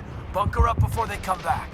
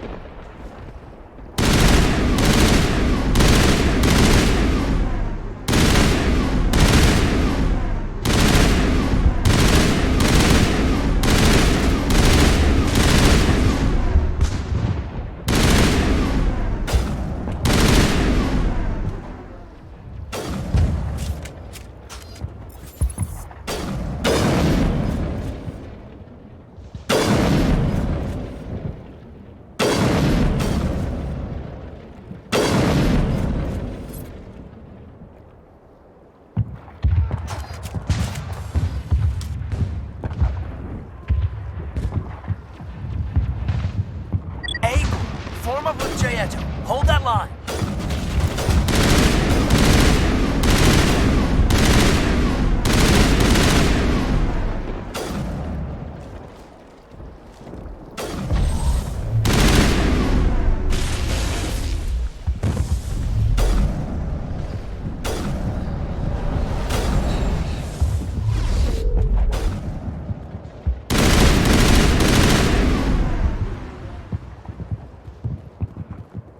Holding ground. J-Edo around me. Shadow team must be getting close.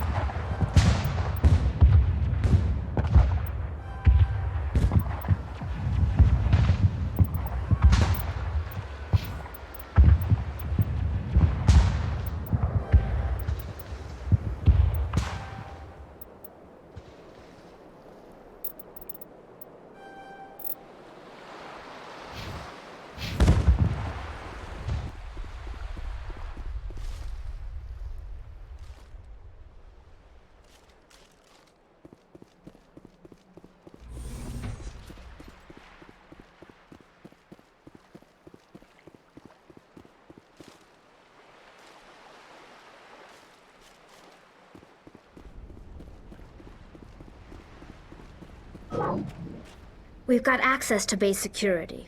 We can cut the alarms from here, maybe even trigger alarms on the far side of the base. It'll clear the guards out for us, but they might be too much for the Solarian teams to handle. Just disable the alarms. We can handle any guards inside.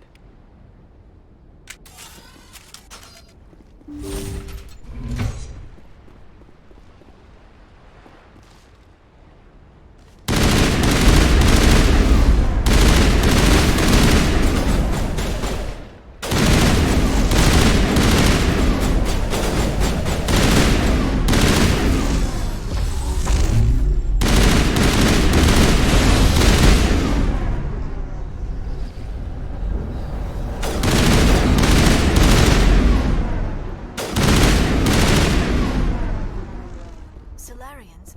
The captain mentioned he had lost some men. They were indoctrinated. What's going on in this place?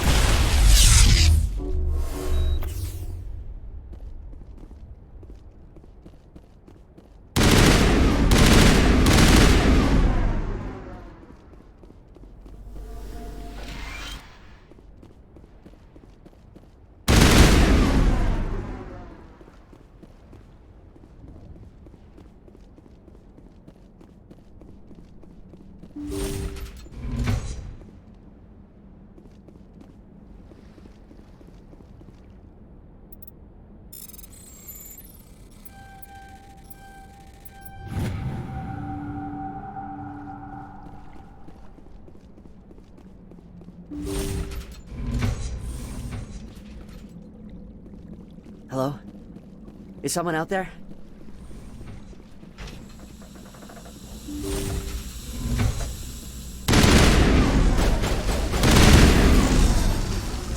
Okay, hold him! Fill those holes! Come on, Shepard. Make it soon.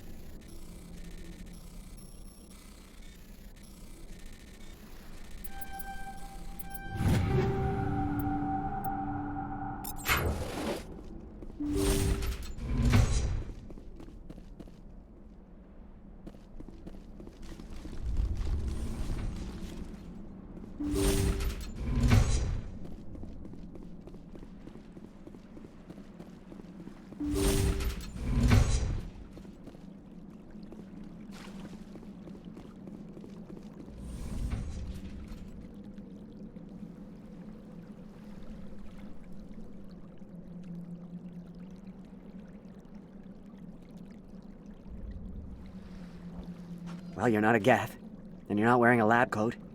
I guess I'm glad to see you. Lieutenant Gonto Imnes of the 3rd Infiltration Regiment, captured during recon. I assume the fleet was called in to destroy the base?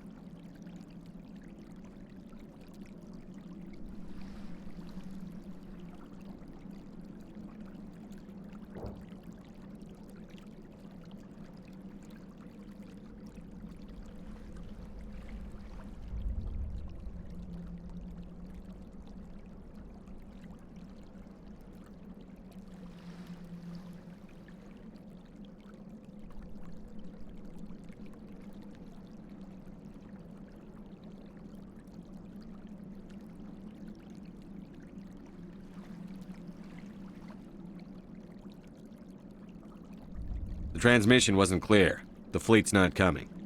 I see. Then you must be the infiltration team. I know the captain. He will want this facility destroyed. My team was altered, indoctrinated. He knew about the breeding grounds.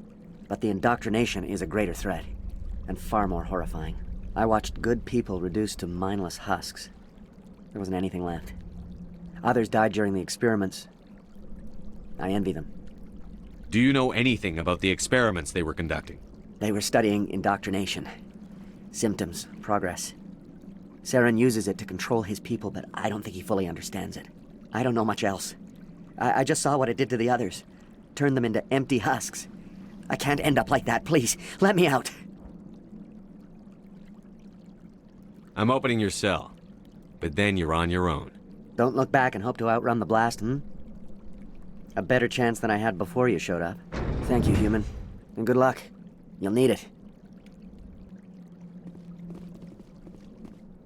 These look docile. Their minds are gone. What drove Saren to this? It is cruel beyond measure. Open the doors. Give them a chance to outrun the blast. Are you sure, Shepard? At best, they might hurt themselves. If there is any sense left in them, they might be directed to harm us. Let them out. They won't hurt us. Very well. At least the blast will eventually end it.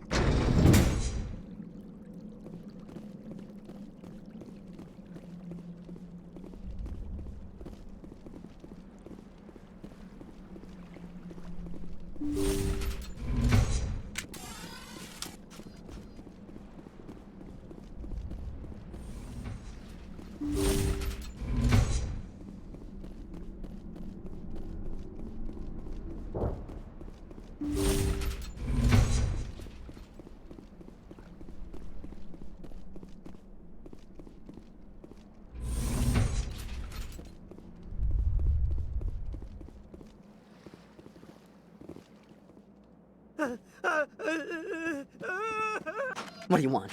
I told you everything. Who are you? Alliance, right? I knew someone would come. It tried to break me, but it couldn't. I shut it out. Slow down. I need to know where you came from. Private Mano Savat of the 3rd Infiltration Regiment STG, sir. Captured well on reconnaissance 6 days ago. Glad to answer, sir. Never any questions from these bastards. Just whispers and poking and cutting. I'd have said anything to get out and get some payback. That's not too much to ask, is it? A little payback? What did they do to you, soldier? Experiments, but I don't know what for. The effect of incessant whispering on my shortening temper? Who knows? I just need out. Something's not right here, Shepard. If we don't let him out, he's as good as dead. We have to do something. Yes, leaving me here would be bad. Very bad. It's too small and the noise just won't go away. Whispering is loud, you know? I need to get out. Let me out. Set him free. He could help us. Yes, sir. You'll find I am very good at following orders. I should be. I hear them over and over. Why are they repeated when they are so simple? Damn simple!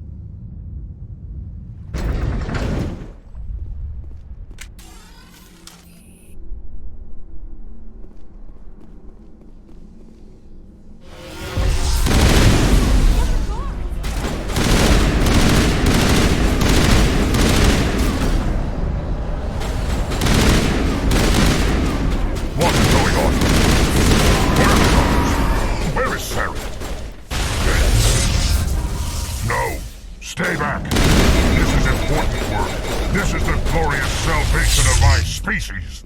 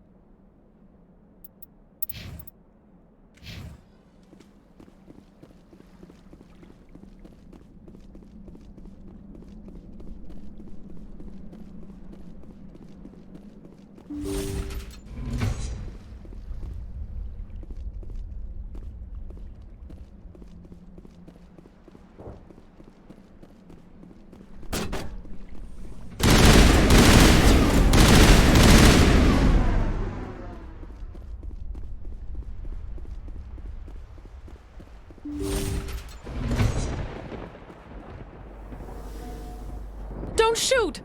Please, I just want to get out of here before it's too late. I'm not going to hurt you. Who are you? Ranathanoptis, neurospecialist. But this job isn't worth dying over, or worse. You think the indoctrination only affects prisoners? Sooner or later, Saren will want to dissect my brain too. I thought this was a breeding facility. Not this level.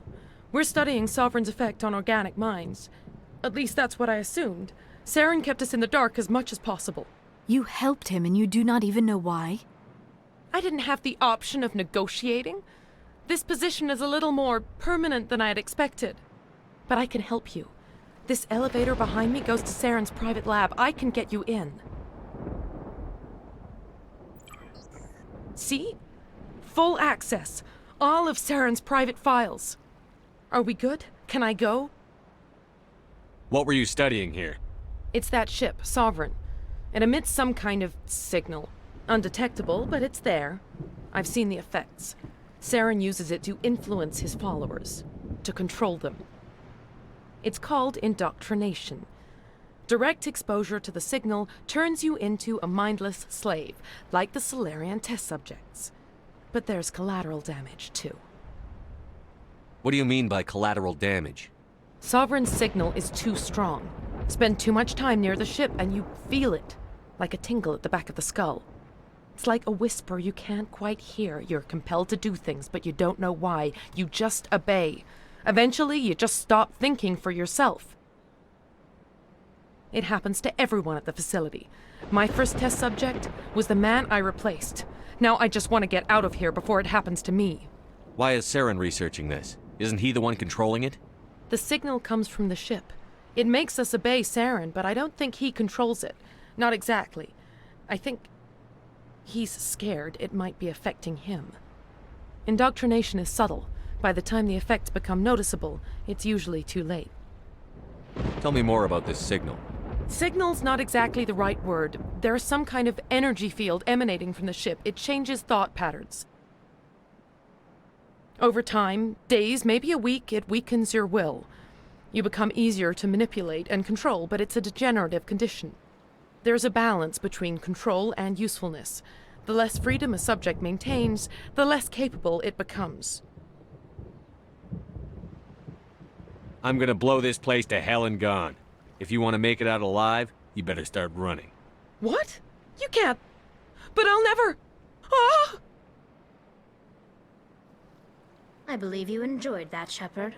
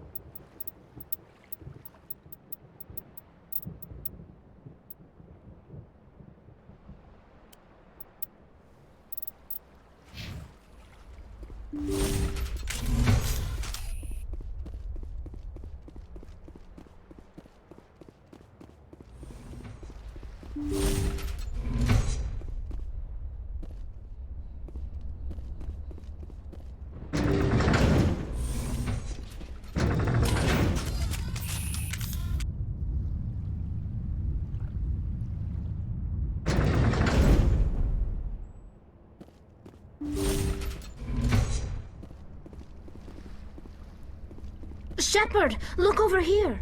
It's another beacon, like the one on Eden Prime.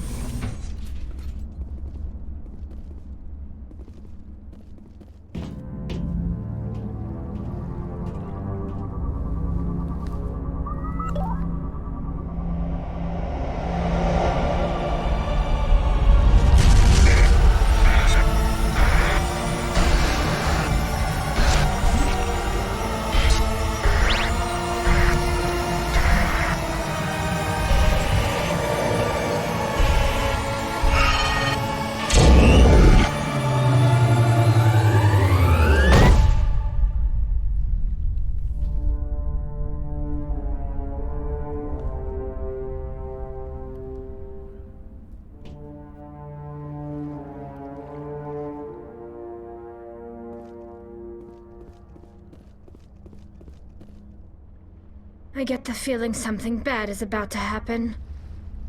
You are not Saren. What is that? Some kind of VI interface?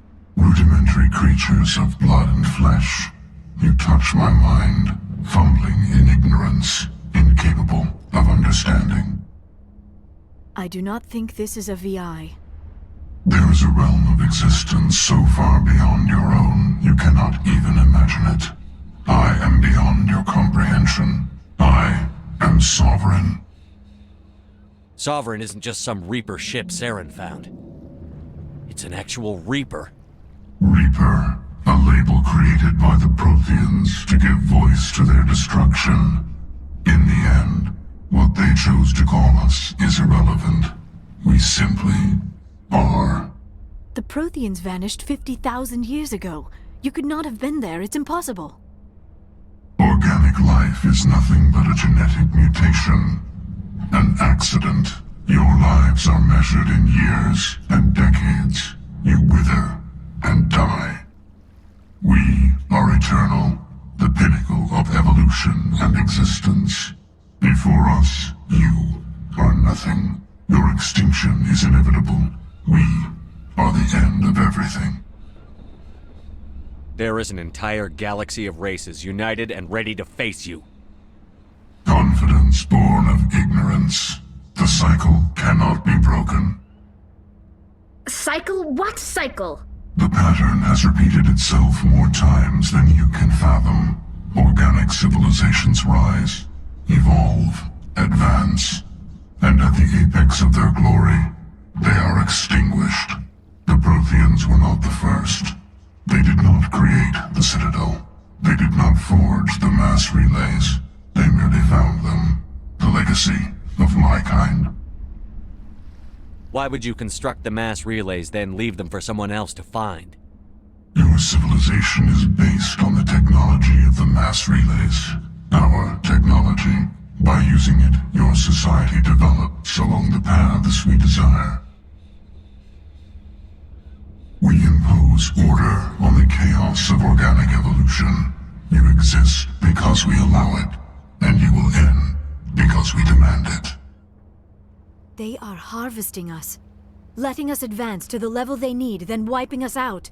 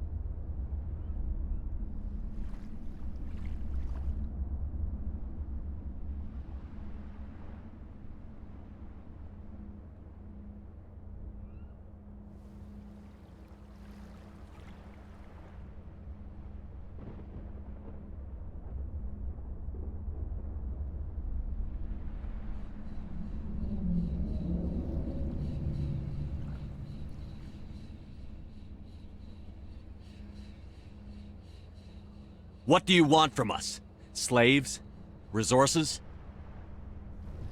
My kind transcends your very understanding. We are each a nation, independent, free of all weakness. You cannot even grasp the nature of our existence.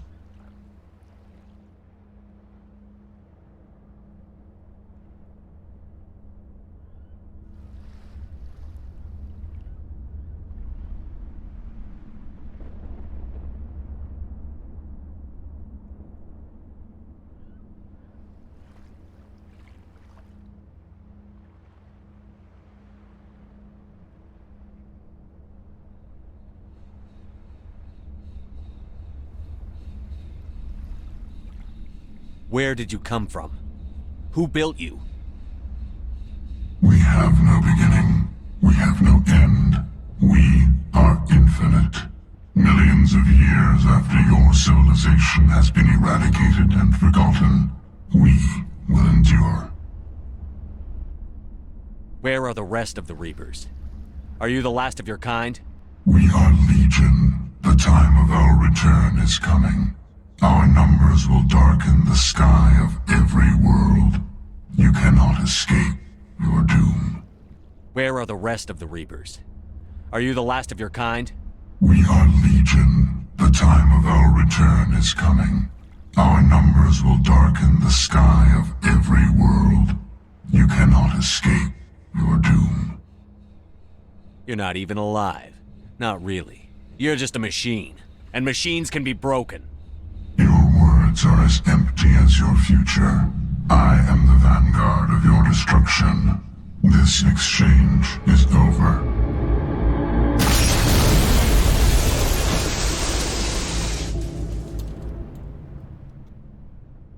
Commander, we got trouble. Hit me, Joker. That ship's Sovereign? It's moving. I don't know what you did down there, but that thing just pulled a turn that would shear any of our ships in half. It's coming your way, and it's coming hard. You need to wrap things up in there fast. This console is no longer functioning. Ideas, Commander Shepard? We'll head for the breeding facility. Time to blow this place to hell. Right, Commander. I'll meet you there. Joker out.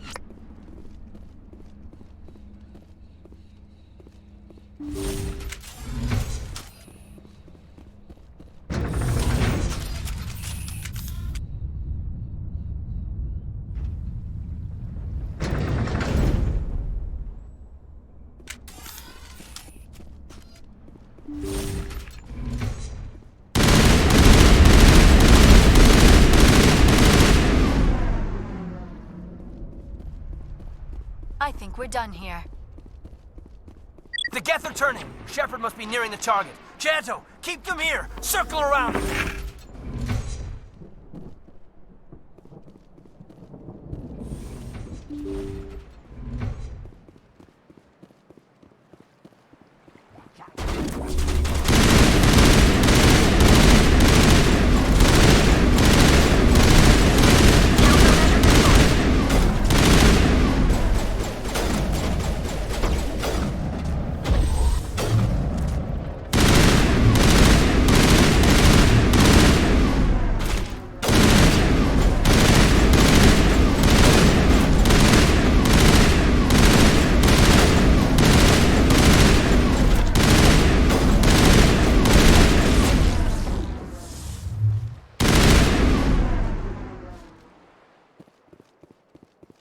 All targets eliminated.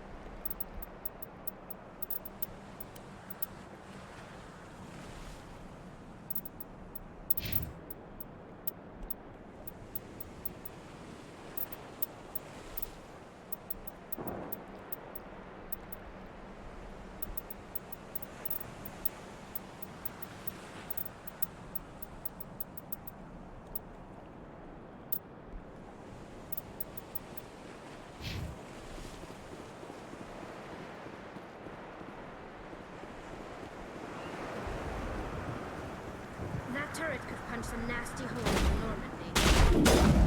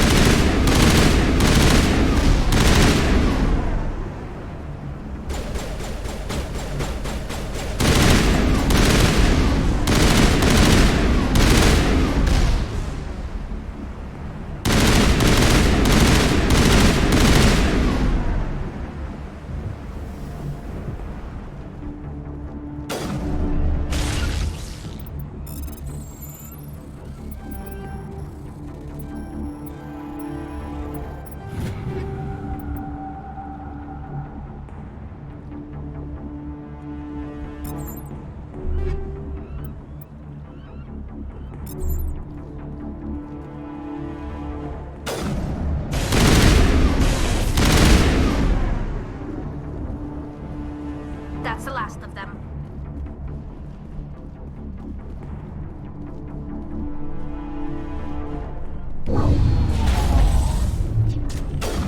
Watch out! They have followed us up the elevator.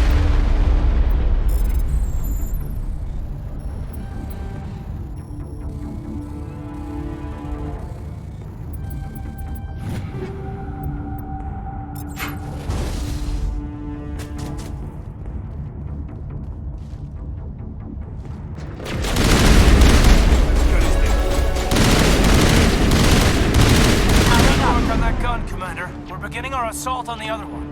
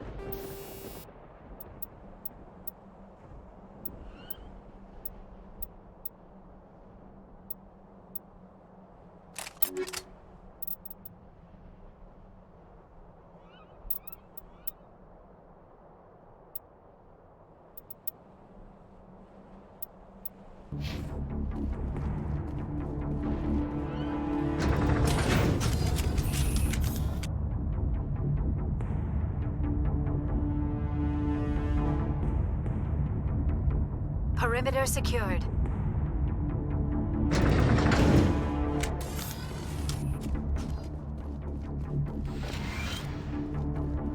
That's the gun. We need to clear those gases and get the charges set.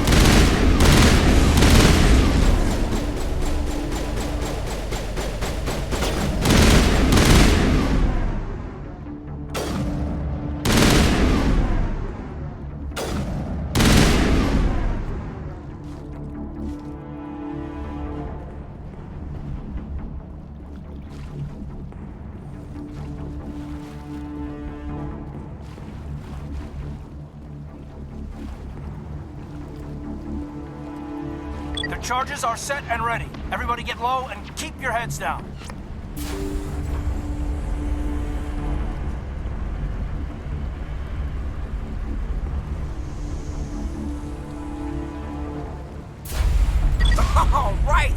Nice work. That's one less thing to worry about. Commander, I'm bringing us in. I'll get as close to the site as I can.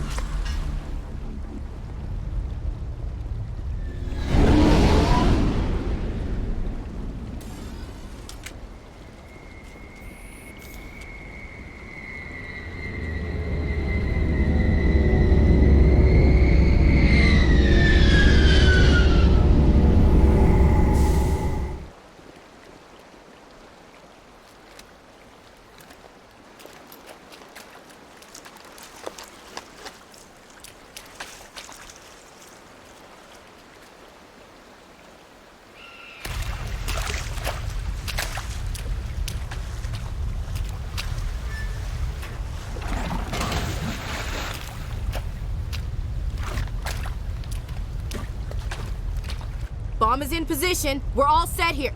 Commander, do you read me? The nuke is almost ready, Lieutenant. Get to the rendezvous point. Negative, Commander. The Geth have us pinned down on the AA tower. We've taken heavy casualties. Captain Kirahi's dead. We'll never make the rendezvous point in time. Get them out of there, Joker. Now! Negative. It's too hot. You can't risk it. We'll hold them off as long as we... It's okay, Commander. I need a couple of minutes to finish arming the nuke. Go get them and meet me back here. Up to the AA tower. Move!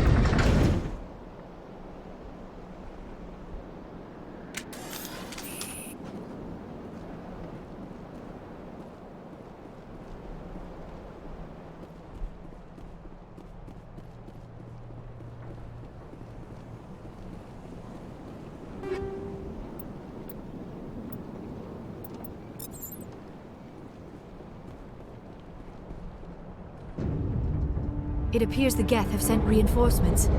Chief, we just spotted a troop ship inbound to your location. It's already here, and is bleeding Geth all over the bomb site. Can you hold them off? There's too many! I don't think we can hold them! I'm activating the nuke! What are you doing, Chief? Making sure this bomb goes off, no matter what! It's done, Commander. Go get the lieutenant and get the hell out of here! Belay that. We can handle ourselves. Go back and get Williams. Williams, radio Joker and tell him to meet us at the bomb site.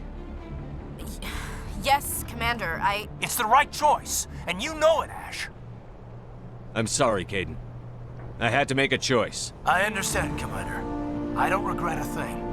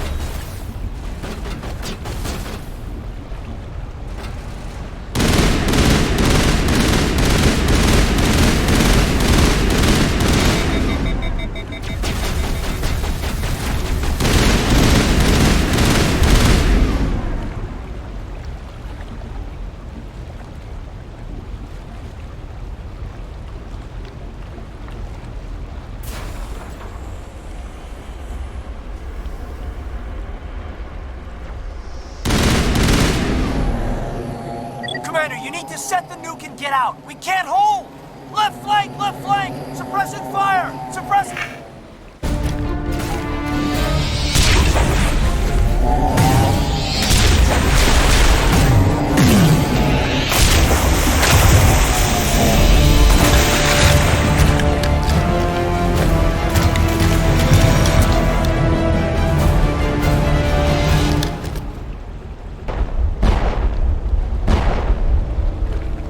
I applaud you, Shepard. My Geth were utterly convinced the Solarians were the real threat. An impressive diversion. Of course, it was all for nothing. I can't let you disrupt what I've accomplished here. You can't possibly understand what's really at stake. Why are you doing this? You've seen the vision from the beacons, Shepard. You of all people should understand what the Reapers are capable of. They cannot be stopped. Do not mire yourself in pointless revolt. Do not sacrifice everything for the sake of petty freedoms. The Protheans tried to fight, and they were utterly destroyed. Trillions dead. But what if they had bowed before the invaders? Would the Protheans still exist? Is submission not preferable to extinction? Do you really believe the Reapers will let us live? Now you see why I never came forward with this to the Council. We organics are driven by emotion instead of logic. We will fight even when we know we cannot win. But if we work with the Reapers, if we make ourselves useful, think how many lives could be spared. Once I understood this, I joined Sovereign. Though I was aware of the dangers, I had hoped this facility could protect me. You're afraid Sovereign is influencing you. You're afraid he's controlling your thoughts. I've studied the effects of indoctrination. The more control Sovereign exerts, the less capable the subject becomes. That is my saving grace. Sovereign needs me to find the conduit. My mind is still my own, for now. But the transformation from ally to servant can be subtle. I will not let it happen to me. Why are the Geth following Sovereign? They believe Sovereign to be some kind of god, the pinnacle of their own evolution. But the reaction of their deity is most telling. It is insulted. Sovereign does not desire the pitiful devotions the Geth hurl at it. They are just tools, and no amount of belief on their part will change that. But as tools, they are useful. They will survive the coming invasion. If organic life is to survive, we must also prove we are useful. We must work with the Reapers. Tell me why Sovereign needs the conduit. Tell me what it is. Maybe we can find a way to stop it. The conduit is the key to your destruction and my salvation. Sovereign needs my help to find it. That is the only reason I have not been indoctrinated. Sovereign's manipulating you and you don't even know it. You're already under its power. No, Sovereign needs me. If I find the conduit, I've been promised a reprieve from the inevitable. This is my only hope. Together we can stop Sovereign. We don't have to submit to the Reapers. We can beat them. I no longer believe that, Shepard. The visions cannot be denied. The Reapers are too powerful. The only hope of survival is to join with them. Sovereign is a machine. It thinks like a machine. If I can prove my value, I become a resource worth maintaining. There is no other logical conclusion. You were a Spectre. You were sworn to defend the galaxy. Then you broke that vow to save yourself. I'm not doing this for myself. Don't you see? Sovereign will succeed. It is inevitable. My way is the only way any of us will survive. I'm forging an alliance between us and the Reapers, between organics and machines. And in doing so, I will save more lives than have ever existed. But you would undo my work. You would doom our entire civilization to complete annihilation. And for that, you must die.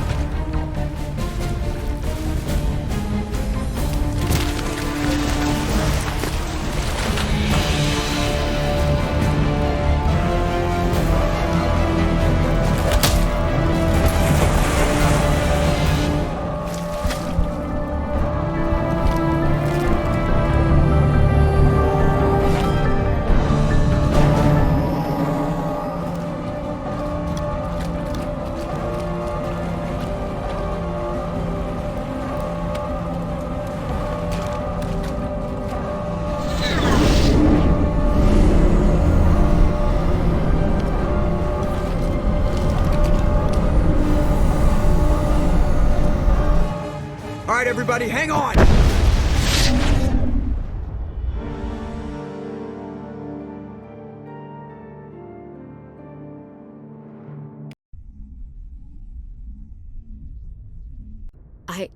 I can't believe Caden didn't make it. How could we just leave him down there? Alenko knew the risks going in. He gave his life to save the rest of us. It should have been me, Commander. You know that. I'm sorry, Ash. I'd never leave you behind. I couldn't. You know that. I know, and I'm grateful. But Caden died because of me. Because of us. It wasn't your fault. It wasn't my fault. The only one to blame here is Saren. Yes, sir. We'll get it done. Commander, excuse me for interrupting, but I have an idea. I think the beacon you found in Saren's base was similar to the one you found on Eden Prime. Tell me, your visions, have they changed at all? Do you know where the conduit is now? The vision changed, but it's still not clear. That is unfortunate. I am afraid our only choice is to go to Pharaoh's. Maybe we will find what we need there. I'll let Joker know where we're headed. Dismissed. Commander, there's a comm buoy nearby. I can link us in if you want to report back to the Citadel Council.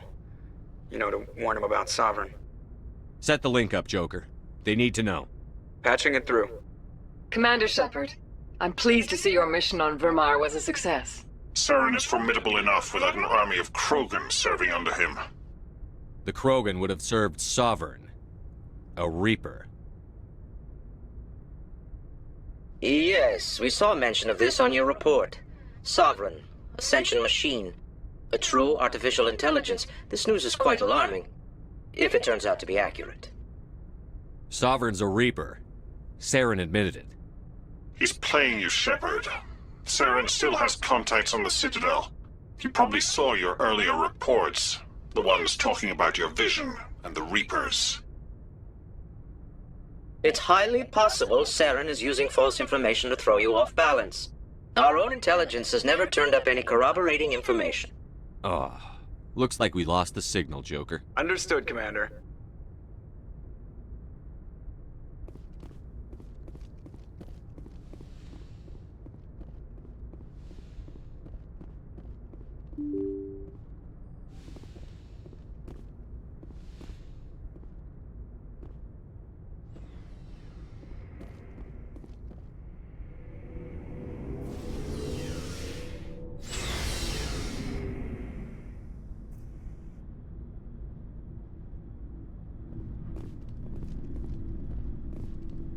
Looking for supplies?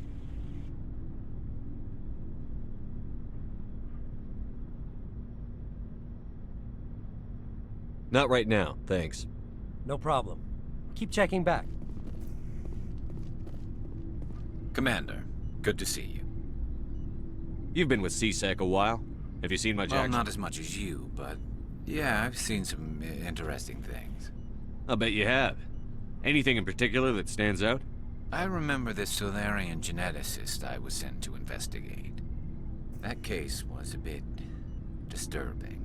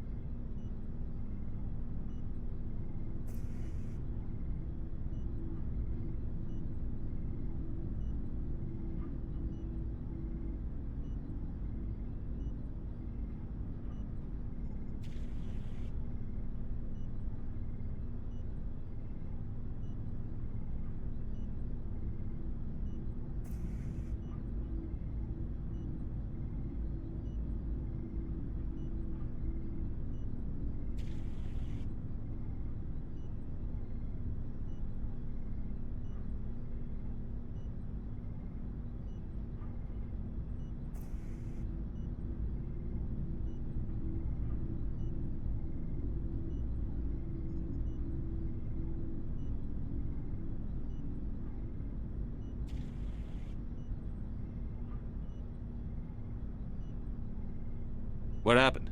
Why were you investigating them? I was tasked with tracking black market trade on the Citadel. Most of it harmless, nothing I needed to pursue. But during the course of my investigation, I noticed an increase in the trade of body parts, organs mostly.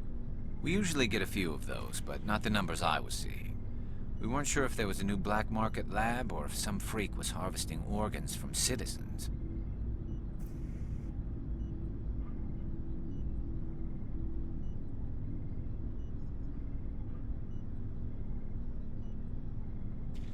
You've seen this before on the Citadel? Every so often, some lab sells unwanted parts through the black market, but they're not as bad as the psychos. I remember this one L-Corps diplomat we caught in my first year on the job. He was hacking people up and selling their organs, had the station in a bit of a panic. But this case wasn't that clear-cut. Turns out there was more going on than we first realized. So how did you figure out what was happening? First, we got a hold of a sample and ran DNA tests. The weird thing was, the match led us to a Turian who was still alive and was very convinced he'd never lost his liver. After a bit of digging, I discovered this Turian worked briefly for Dr. Salion, the geneticist. So I went to his lab hoping to find evidence of cloned organ development, but there was nothing. No Salarian hearts, no Turian livers, not one Krogan testicle.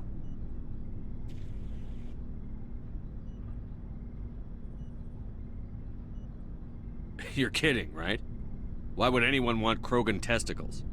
Some Krogan believe that testicle transplants can increase their virility, counteract the effects of the genophage.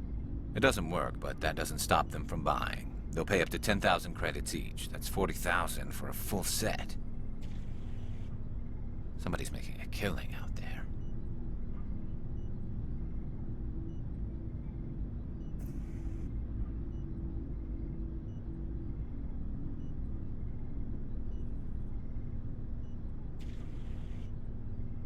What did you do about the geneticist?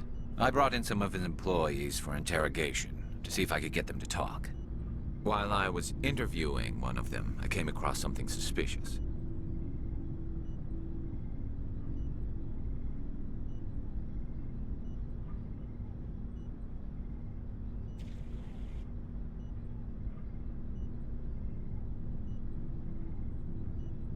You mean threaten?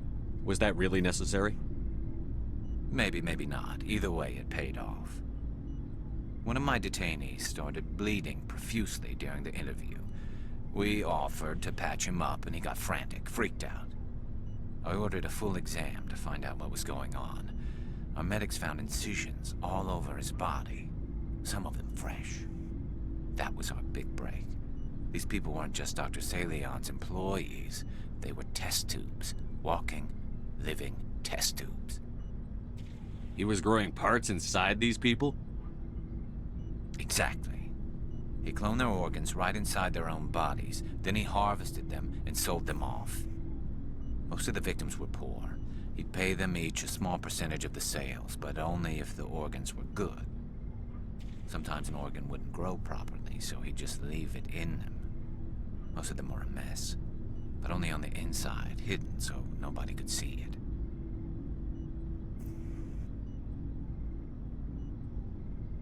I hope he got what he deserved. That's the worst part. We never caught him.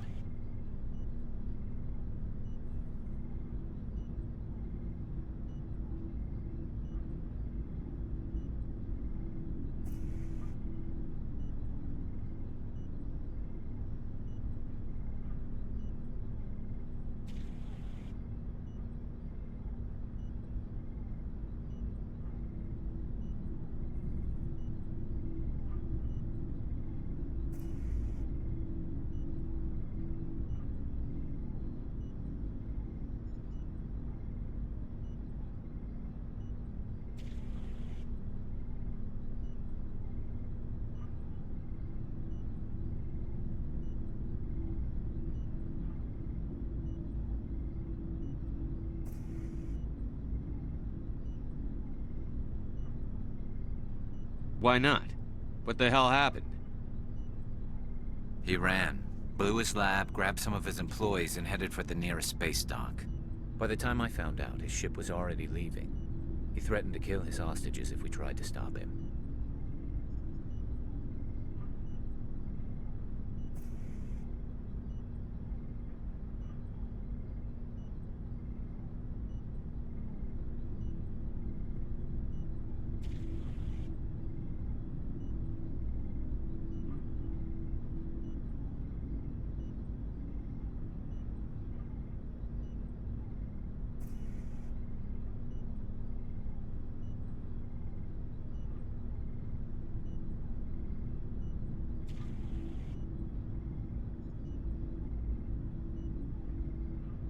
But you went after him anyway, right? I ordered Citadel Defense to shoot him down, but CSEC headquarters countermanded my order. They were worried about the hostages, worried about civilian casualties if the ship was destroyed so close to the Citadel. I told them those hostages were dead anyway. He just used them to make more organs, but they wouldn't listen. Well, it's not worth the risk. You pursue the vessel and disable it. That's the best choice. They sent the military after him, but he got away just the same. Yes, they did. I went to Palin and told him what I thought of him and his policies. He said if I didn't like it, I could quit. Well, I almost did. All they had to do was disable that ship, stop him from running. Maybe the hostages die, maybe they don't, but at least we stopped the bastard responsible for it all.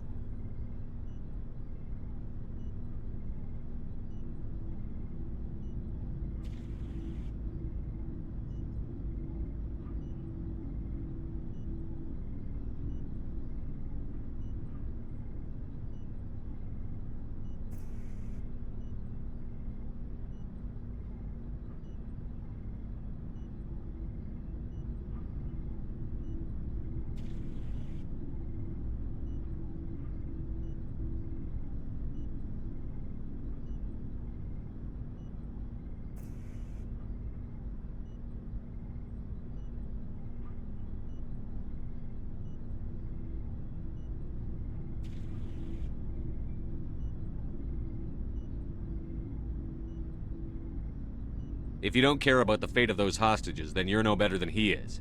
You're just a terrorist with a badge. Yeah, maybe you're right. It doesn't make it any easier, but I see your point. Just wish I could have stopped him. That's all.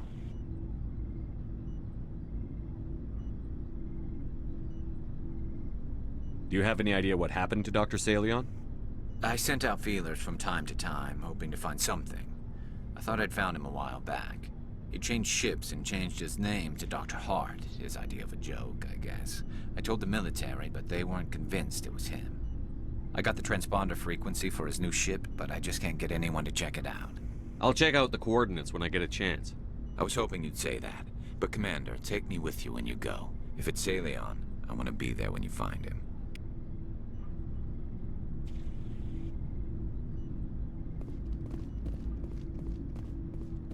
Oh, before I go, you said you're serving with Commander Shepard now? We saw him on the news here. He's cute. Later, sis. Tell me you didn't hear that. Afraid I did. Oh, shoot me now. One of my sisters. That's Sarah, the youngest. Surprised to see you here, sir. Thought you'd be chatting up, what's her name? Tassoni? Liara? Why would you think that?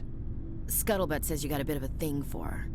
I could understand why. The crew's off limits with the regs against fraternization. And at least she looks like a woman. You think I'm interested in Liara because she's the only one I'm allowed to date? So you are interested in her. Of course, it could be politics.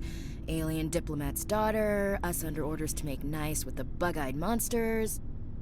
What's up? You didn't come by to eavesdrop on Family Mail. Your family seems to be important to you. Yeah, we've always been close. Me and my sisters especially. With Dad on duty so much, I had to help Mom raise them. Did your father serve with the fleet? Yeah, took any crap posting he could get that offered space time. You know what? He worked his ass off trying to get recognized, but he never made it above serviceman 3rd class. He was real proud when I made Chief. First thing he did was salute.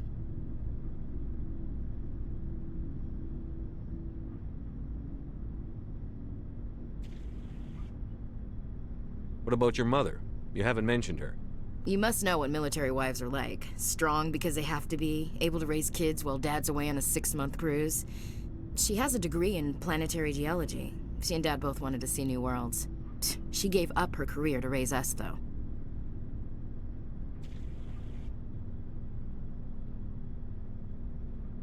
You have more than one sister? Sounds like a big family. Yeah, I'm the oldest, then Abby, then Lynn. Sarah's the youngest. She's still in high school.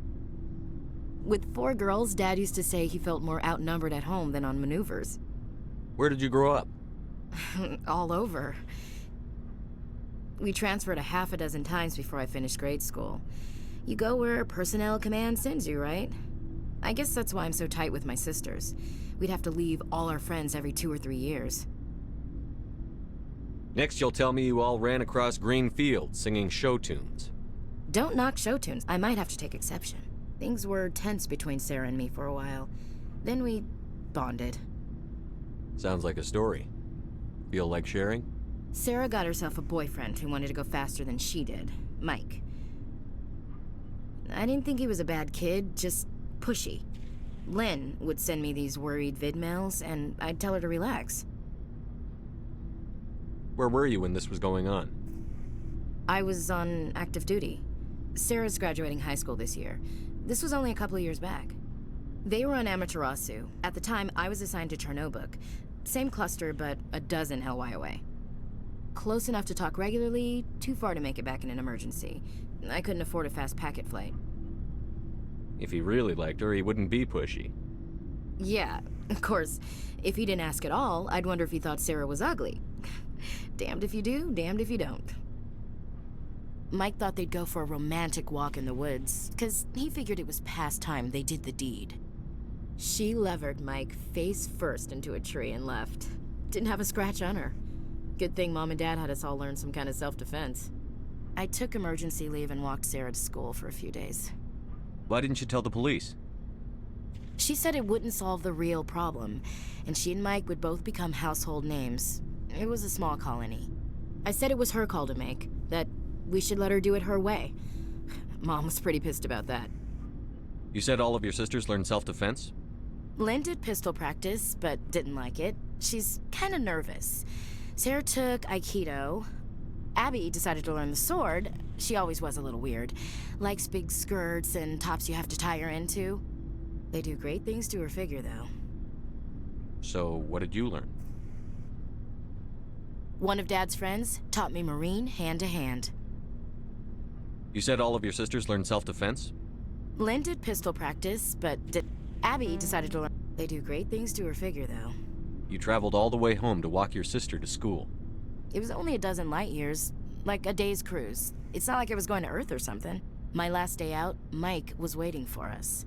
Sarah had told her friends, so everyone at school knew what he did. He wasn't happy. I wanted to snap him in half, but Sarah gave me this look, this let me handle it, I need to do this alone look. She kept her cool, God bless her, as he screamed in her face. She just let him vent. Then he tried to punch her. I swear, she just flowed around him. Next thing I knew, he's face down on the sidewalk, and there's blood everywhere. That's unbelievable. Sarah must be as good as you. Better. I'm more or less a straight-up puncher. When he swung, she wasn't there anymore, and he fell. She helped him stop the bleeding and had me call an ambulance. She told the paramedics he fell. Before they took him to the hospital, Mike touched Sarah's arm. I thought he was gonna end up on the ground again. But he hung his head, whispered, "I'm sorry," and started crying. And she hugged him. The Williams women are a decisive bunch, Commander. We do things when we're ready. Not before, not after. Your sister's something else. But you didn't mention your father at all. Was he on deployment? Dad always wanted to serve in space, but he wanted us to have real ground under our feet. He'd say, space is beautiful, but you can't raise a family there. I cannot rest from travel. I will drink life to the lees. All times I've enjoyed greatly, have suffered greatly, both with those that loved me and alone.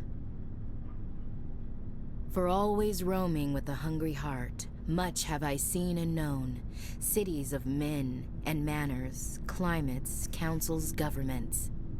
I never thought I'd hear you reciting poetry. Just because I can drill you between the eyes at 100 meters doesn't mean I can't like sensitive stuff. Just don't spread it around. Ulysses was my dad's favorite poem. Every time he shipped out, he recorded me reading it. He had a dozen versions when he retired. Does he still like it? I sure hope so. I read it to his grave every time I go home. Dad passed on a few years back. He's probably still watching, though. So behave. You mean from wherever we go after death? Dead on, Skipper. He's with God now. That's not a problem with you, is it? That I believe in God? You know that old saw, there's never an atheist in a foxhole? I've been in a lot of foxholes. Yeah, I guess you have. I've met a few people who are really weirded out by my faith. Because I work in space, I can't believe in a higher power? Jeez. Hello, have you people looked out the window? How can you look at this galaxy and not believe in something? I should double check my gear before we move out. Those Krogan aren't gonna kill themselves. About Lieutenant Alenko. How are you holding up? Can't say I'm better. Sorry for anything I said back there. I don't want any deaths on my hands, and it's my fault. Williams, listen to me. I'm in command of this mission. I made the call, not you. He's dead because of me. It's funny. I don't have any fear of dying for the Alliance.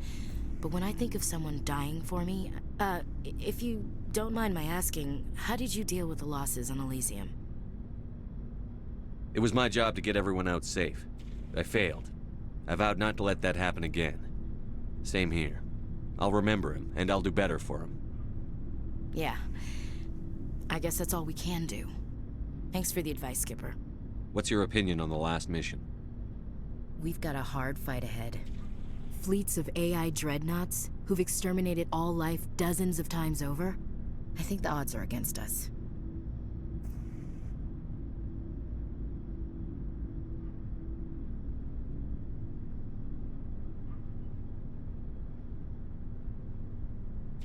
We have an advantage. We know they're coming, and we know about their indoctrination. I don't plan to lie down and die, Skipper. Don't worry about that. But I'm infantry. Against Reapers, my rifle may as well fire spitballs. I won't have a place in this war. That's what pisses me off, not being able to shoot back. We'll talk later, Williams. Looking forward to it, Skipper. Commander, things got heated back on Vermeer. You did what you had to do. I respect your choice. I appreciate what you did, Rex. I won't forget it. Just make sure it was worth it. Saren has to pay for what he's done.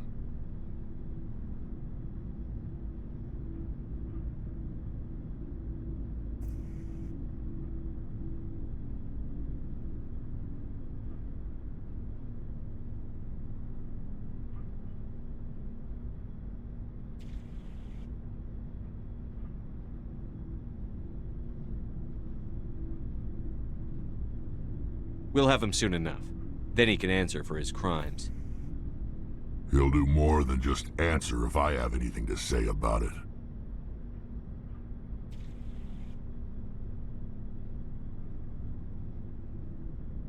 Are your people really dying? We're sure not getting any stronger. We're too spread out. Lots of species have left. So we leave. So long, Rex.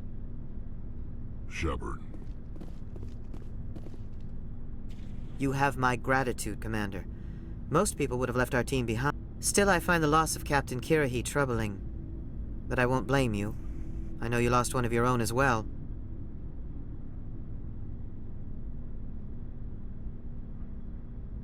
Captain Kirahi will be missed. But many others will live because he gave his life. That is our lot, I suppose. But there may come a day when so many have been sacrificed, it will be impossible to tell who won. The mission was a success. That will have to be enough. We won't trouble you for long. Our unit will be disbanded as soon as we depart. Good luck, Commander Shepard.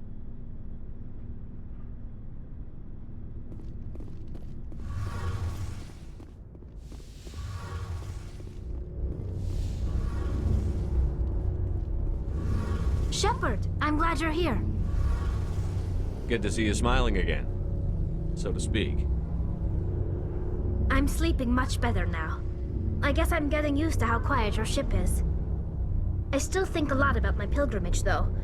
I know Staren's our top priority, but with all the worlds we go to, I was hoping to find something to bring back to the flotilla. We've still got a long way to go. You'll find something to take back. Yes, but it cannot just be some derelict ship my people can use for salvage. It has to be more than that. There's a lot expected of me. What's so special about you? It's my father. He's the senior member of the Admiralty Board. He's one of only 5 people who can overrule the decisions of the Conclave for the good of the migrant fleet. My father is responsible for the lives of 17 million people. Our entire race is in his hands, and I'm his only child. So are you some kind of heir to the Quarian throne or something? No, it doesn't work that way. My father's position isn't hereditary. I'll probably never serve on the Admiralty Board myself. Officially, I'm just the same as any other citizen. But it doesn't work that way in practice. People have always treated me differently because of who my father is. You must get all kinds of special privileges. I probably had it easier than most growing up, but it's not all good. People like my father have enemies, and they're not above using me to get to him. It must be tough on you. My people place a high value on family and ancestry. There's an unspoken expectation that I'll live up to my father's example. Everyone's waiting for me to do something great on my pilgrimage, something that will forever change our lives for the better. If I don't, it's like I failed, and that reflects badly on both me and my father. The work you're doing here is more important than anything any Quarian has ever done before. Yes, I know. But you have to understand Quarian culture. We're a very insular society. The events beyond the flotilla don't much matter to the average citizen. Our greatest dream is that one day we'll return to our homeworld and drive out the Geth. But even if we stop Saren, that's not going to happen. There's still millions of Geth behind the veil. Until they're gone, our exile will continue. What would you need to bring back to make everyone happy? Something that would help us better understand the Geth. They've changed significantly since the exile. They've continued to evolve. We've done our best to study them, but it's not easy. They're very reclusive. Until recently, they never went beyond the borders of the Veil. And all the Geth we run into now are under Saren's control. We'd need to find Geth operating on their own, independently. But I don't want this to get in the way of our mission, Shepard. First, we stop Saren. Then I'll worry about my own problems. What was your father like? It wasn't easy growing up as the daughter of one of the Admiralty. Even before he joined the board, he was a prominent figure. People looked to him for leadership. He had to set an example, and he expected the same of his daughter. Plus, he was pretty strict, a military man through and through. He never allowed me to settle for anything less than excellence. As a kid, I sometimes felt like he was pushing me too hard. But now I'm old enough to appreciate what he taught me. The world doesn't owe us anything. If we want something in life, we have to earn it. Where was your mother in all this? Mother was around, but she always seemed to kind of blend into the background. Almost like she was overshadowed by my father. He tends to do that to people.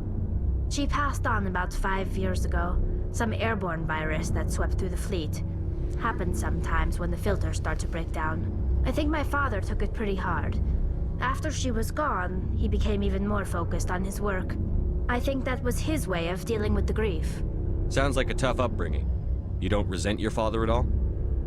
Like I said, it wasn't easy. My father's not the kind of person you bond with. And he wasn't around all that much. Too busy. People counted on him, and he took his duties seriously. Even when he was around, he always seemed a bit distant. Like his mind was always somewhere else. Come to think of it, I can't ever remember seeing him smile. Not once. It's like he was always weighed down by all that responsibility. I mean, I know he cares about me, but he never really showed it, not in the usual way. I guess the best thing I can say about my father is that I respect him. I want to talk about something else. Like what? I should go. See you later.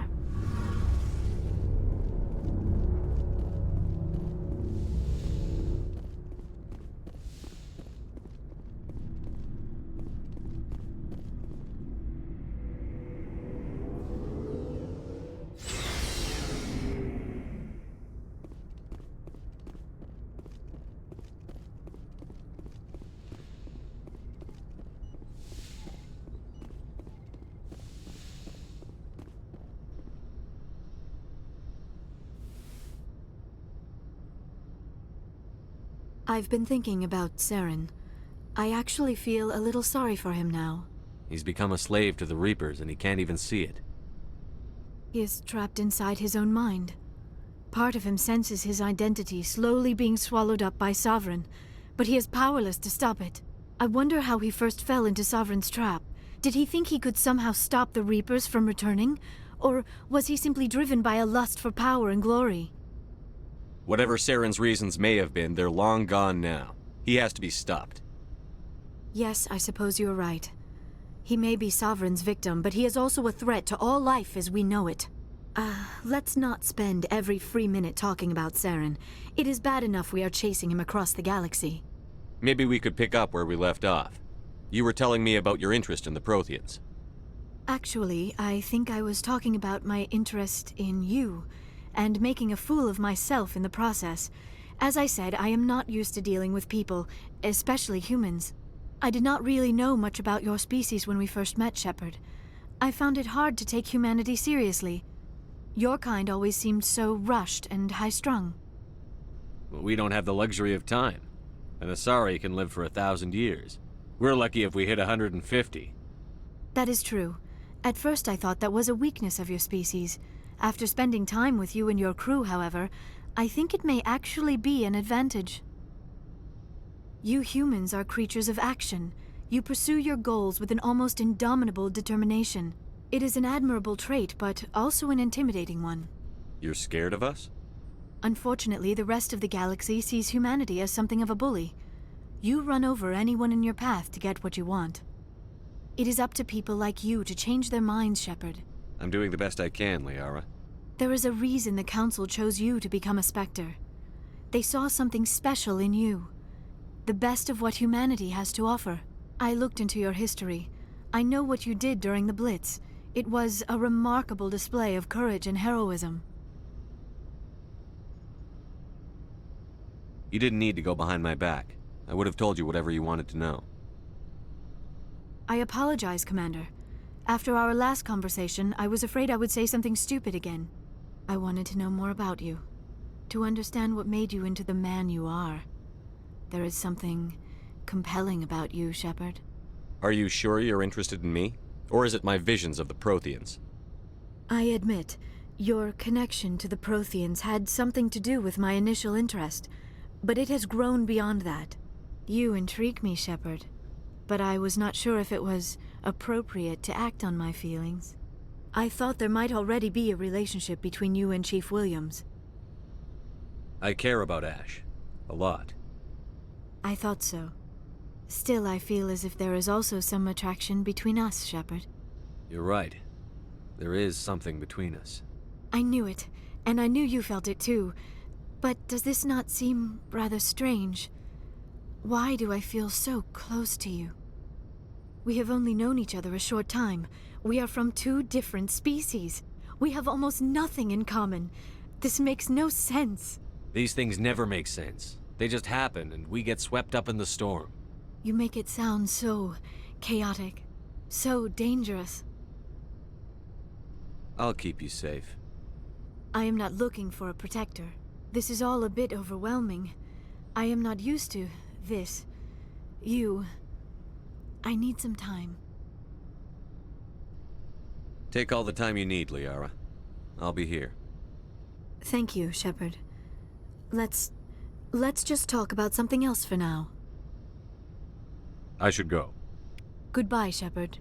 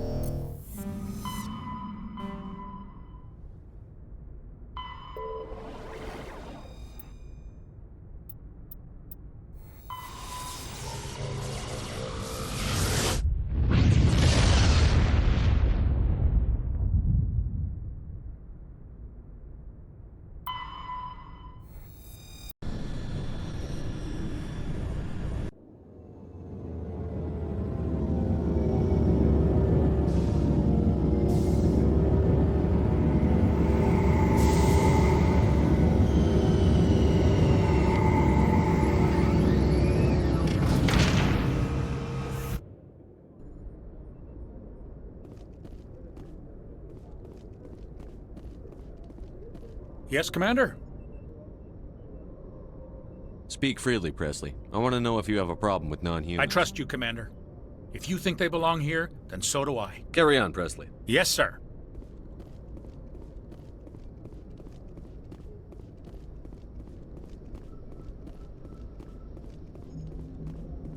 Commander, I know it couldn't have been easy for you down there. Making the call between Alenko and Williams must have been... I'm sorry, sir. I don't know if I could have done it. There is no right choice for something like that. I just hope I never have to go through it again. No, I'm not blaming you, Commander. I mean, it's hard, you know? Saren's still out there, Joker. Hold it together. We need you. Don't worry, I won't let you down. I want to be there when you make that son of a bitch pay.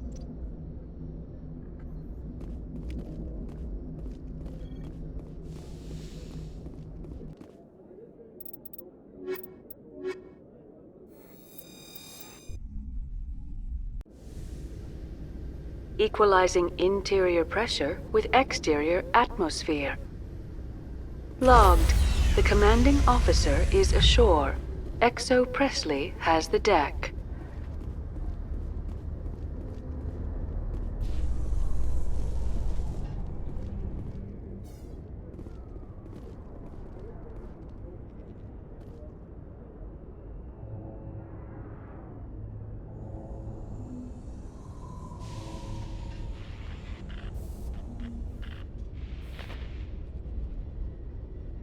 Reporter Kalisa Al-Jilani recently attempted to land an interview with Commander Shepard, the first human Spectre. Unfortunately, Shepard refused to answer questions, raising concerns regarding the Spectre's commitment to humanity. We'll have exclusive footage later today.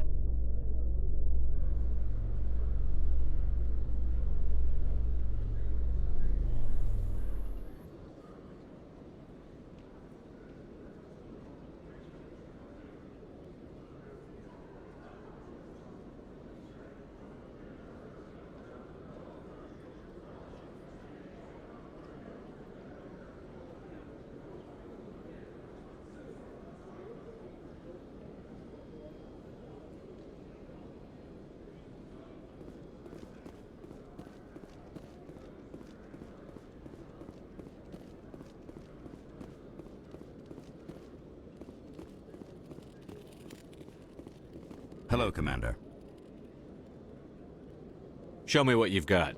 I'll open the rare stocks for you, Commander. Enjoy.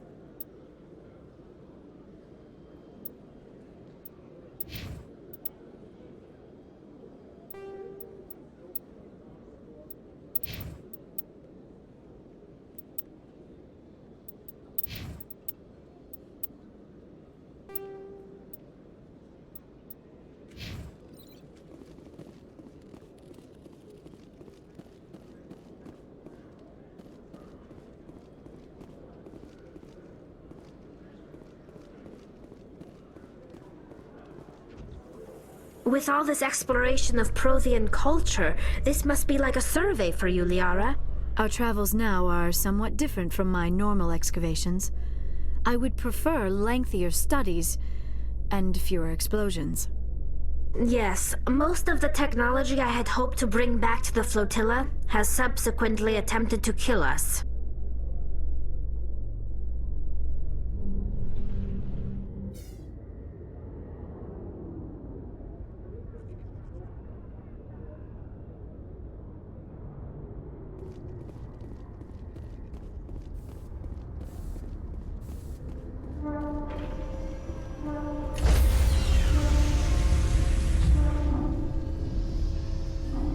Stand by, shore party.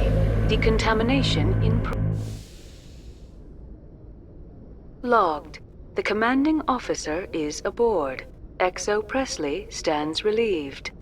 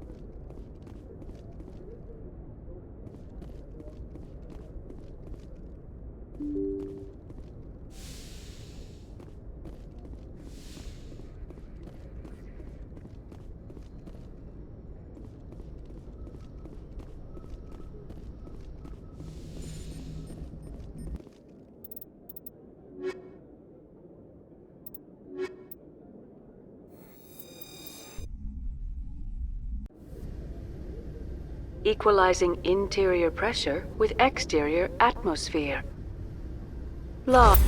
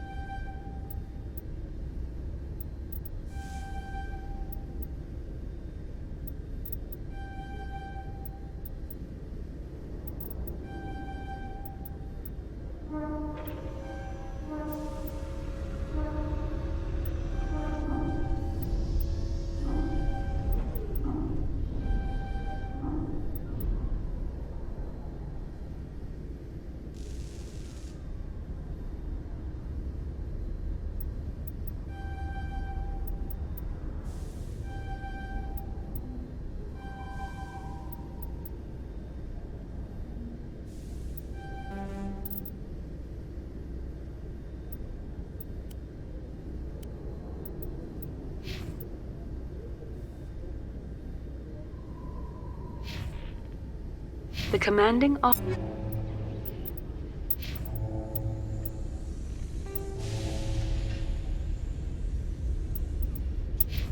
officer is ashore. XO Presley has the deck.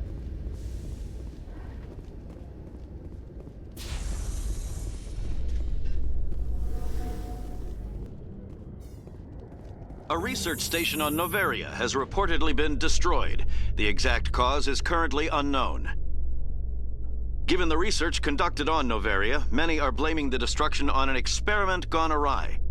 Administrator Analeas has released few details, except to say that investigations and repairs are ongoing.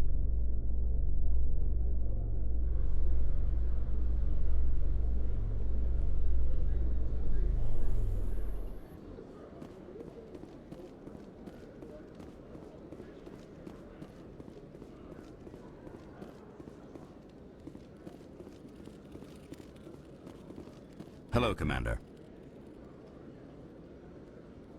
Show me what you've got. I'll open the rare stocks for you, Commander. Enjoy.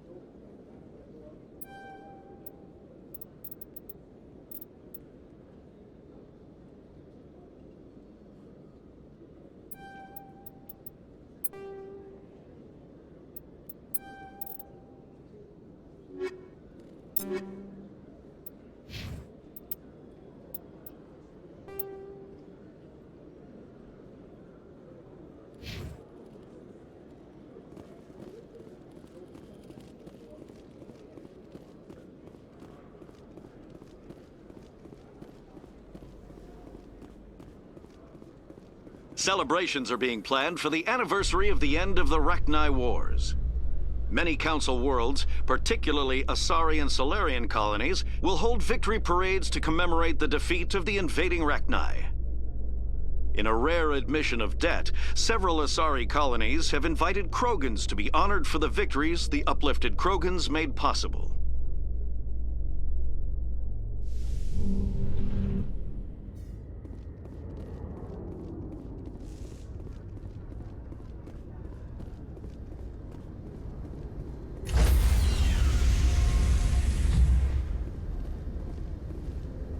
Stand by, shore party. Decontamination in logged. The commanding officer is aboard. XO Presley stands relieved.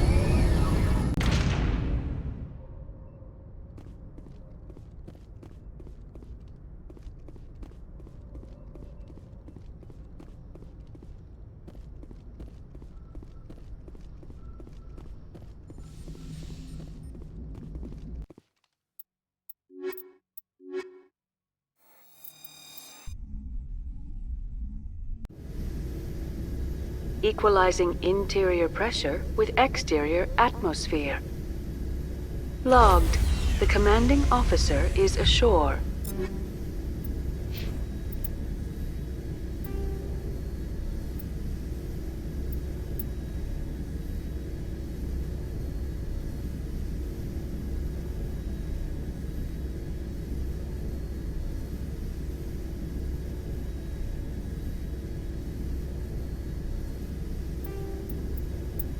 Exo Presley has the deck.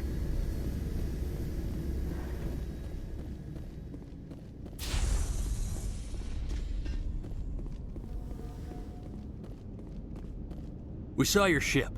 Fidan wants to speak with you immediately. Who's Fidan? He's our leader. He needs your help to prepare for the Geth. They're making another push. Please, up the stairs past the freighter.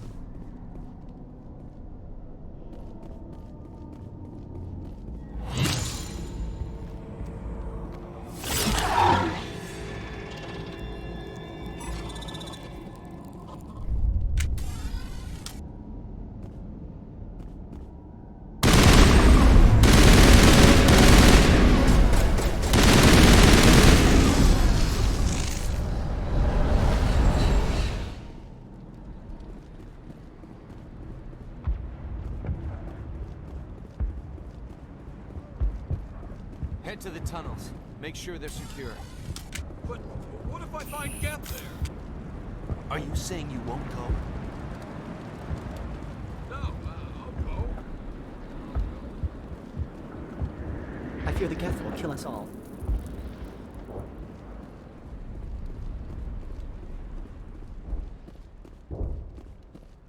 There, dear.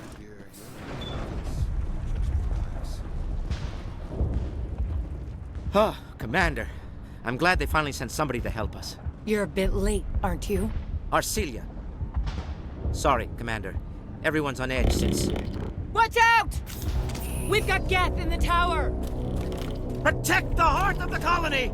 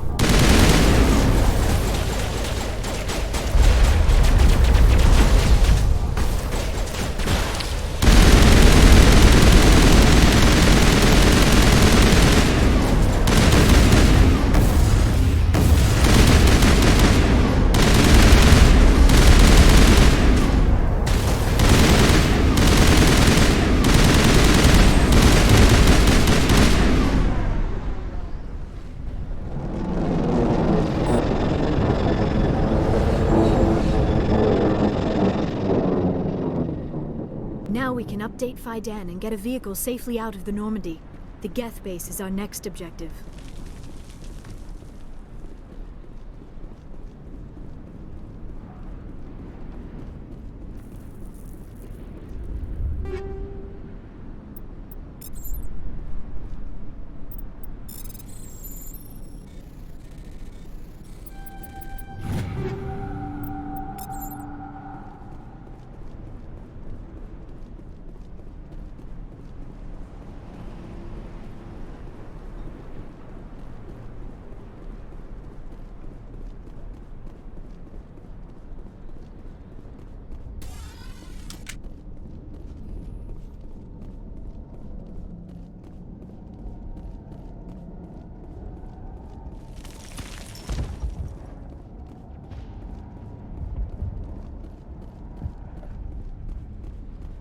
The tower's secure.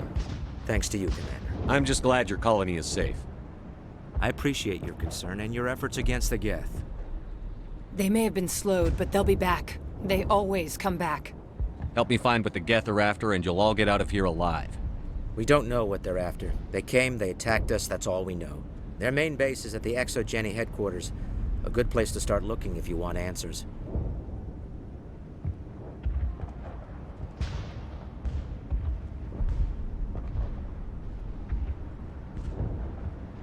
What's ExoGeni?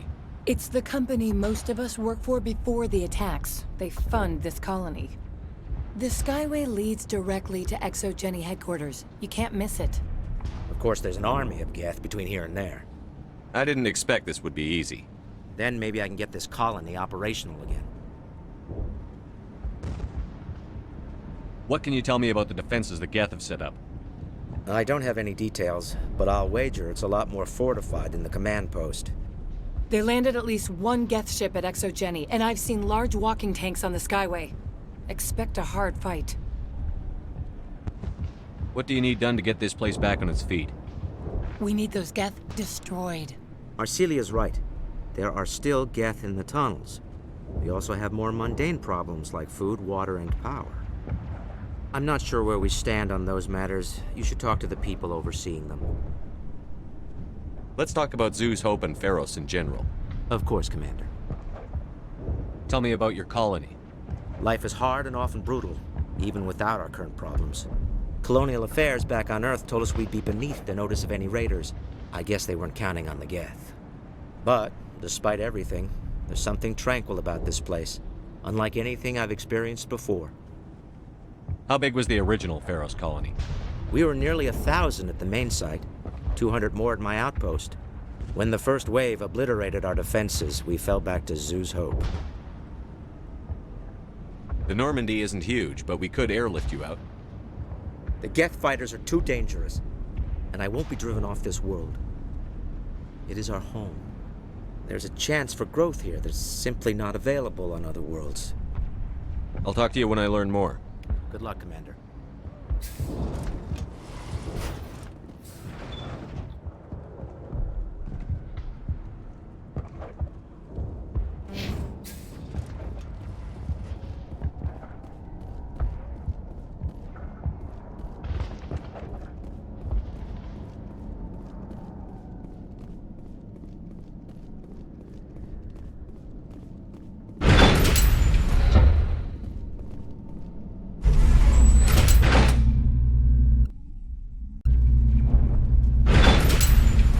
Watch out!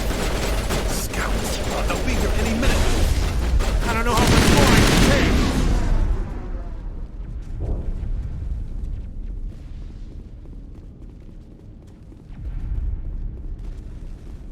And now to the Geth base. Not something an intelligent being would typically say.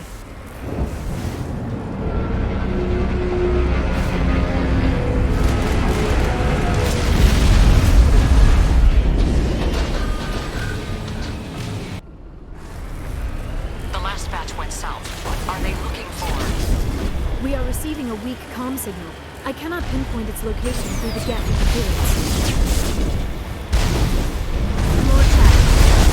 Still can't get a fix on the location. Any sign of movement?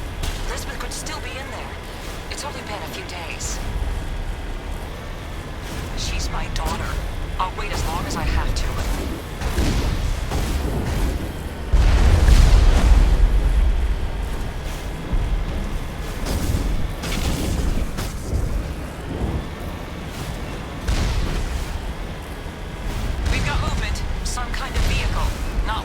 Geth! They've got us on visual. We must be close.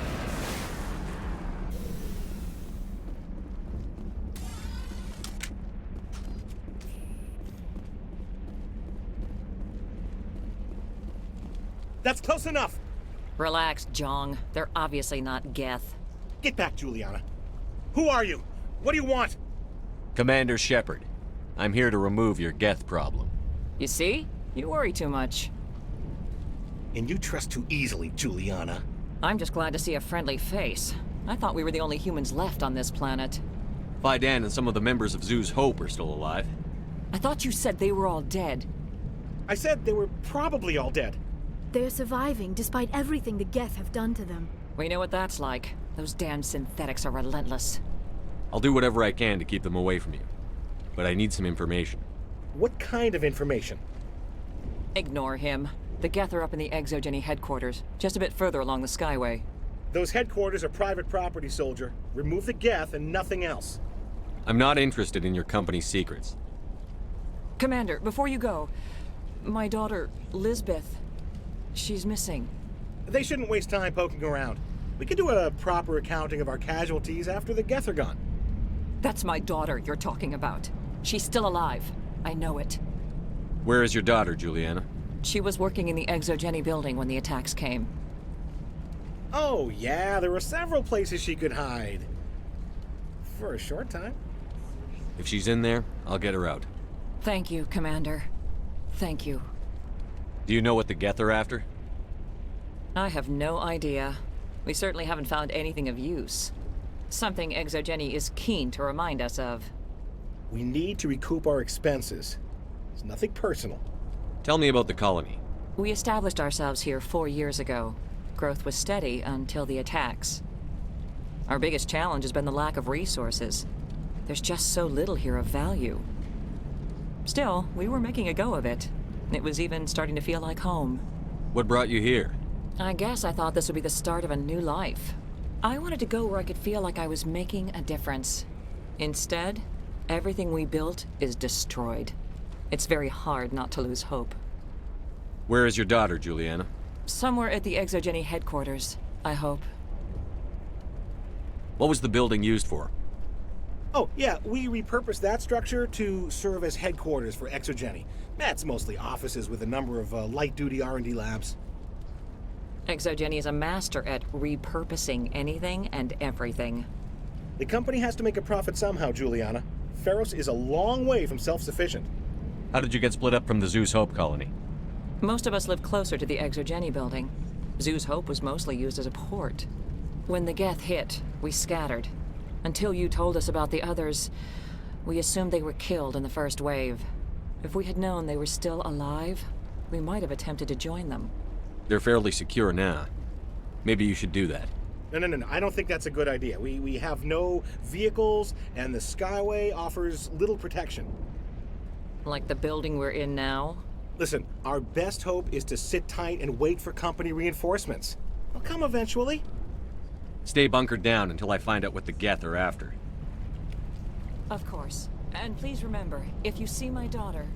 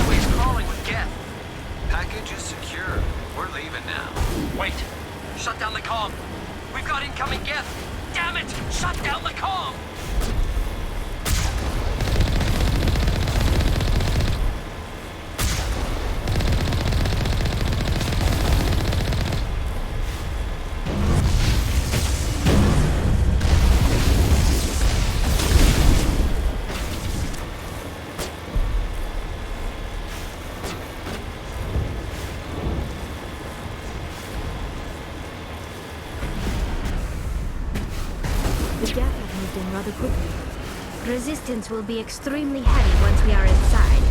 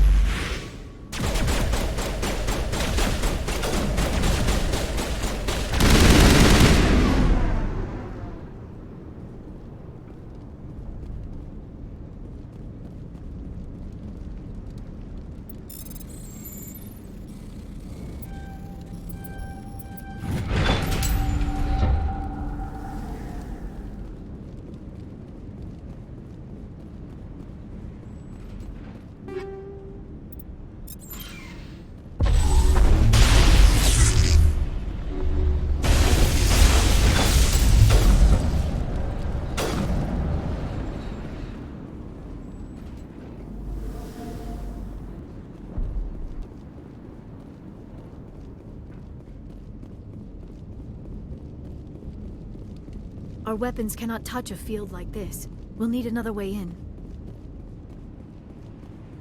A one-way trip down, Commander Shepard.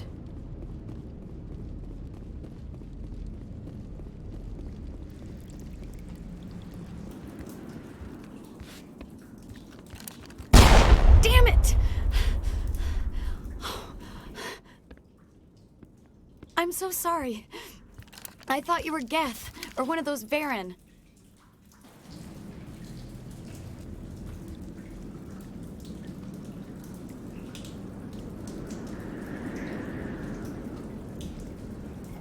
You're safe now.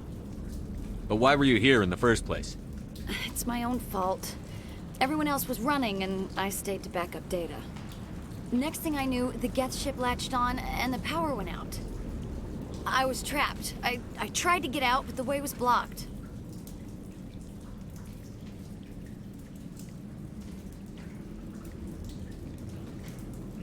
We'll get you out, as soon as we find out what the Geth are after. It's not the Geth, it's the energy field they put up. They don't want anyone else getting access to the...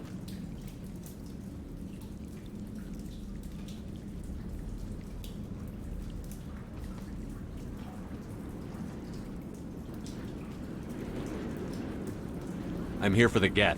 It's very important I find out what they're after. I don't know for certain, but I'm guessing they're here for the Thorian. Thorian? What is that exactly? It's an indigenous life form. Exogeny was studying it. What else can you tell me? Do you know where I can find this Thorian? I might be able to, but not with those Geth crawling around everywhere. Look, we need to get out of here, past that field. Do you know how we can shut it down? No, not exactly. But I think the Geth ship is powering it. I've noticed the Geth laying power cables everywhere. You could follow those cables, but there's Geth all over the place. All right. I'll look into it. Stay put until the field is down. Yeah, you don't have to tell me twice. I'll just find a small hole to hide in until the field is down. Oh, here, take my ID. This should get you past any locked doors. Good luck with that field.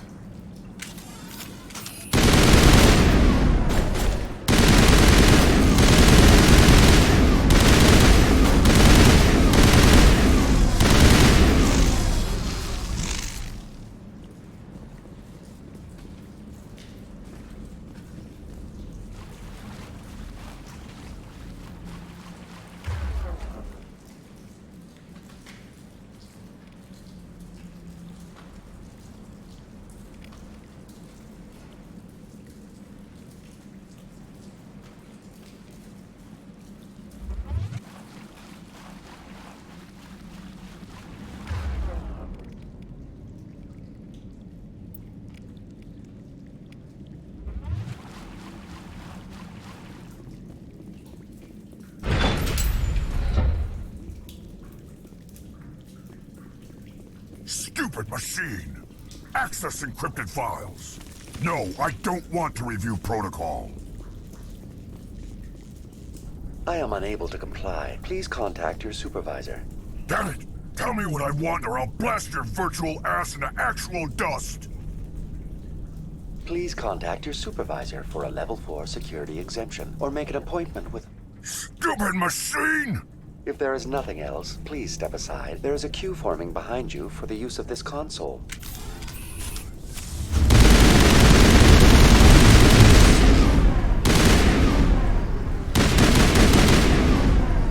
Exogeny Corporation reminds all staff that the discharging of weapons while on company property is strictly forbidden. Welcome back, Research Assistant Elizabeth Bainham. What can I do for you? What information was the last user attempting to access? Fetching data. The previous user was attempting to access details on the study of subject species 37, the Thorian. Tell me everything you told the Krogan.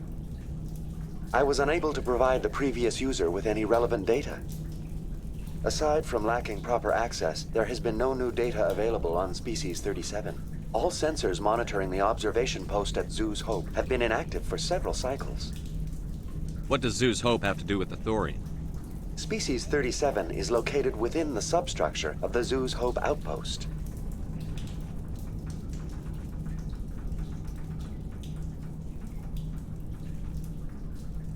Tell me everything you know about the Thorian. The Thorian is a simple plant life form that exhibits a sentient behavior uncommon with other flora. Through dispersion and the eventual inhalation of spores, it can affect and control other organisms, including humans. The Zoo's Hope control group has yielded interesting results. Before sensors went offline, almost 85% of all test subjects were infected.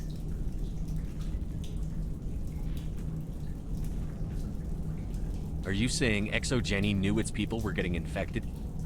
It was deemed necessary to assess the true potential of Species 37. That explains their strange behavior. Your pilot should be warned. Joker. Come in, Joker. Damn it, that field's blocking us. We must find a way around the field. We must get back to Zoo's Hope. BI, what can you tell me about the Geth ship and the field it's generating? I have limited data on the Geth. They have effectively blocked all sensors within the facility. I have detected unusual power fluctuations, but am unable to determine the source. We need to find that ship. Let's get moving. Going to standby mode.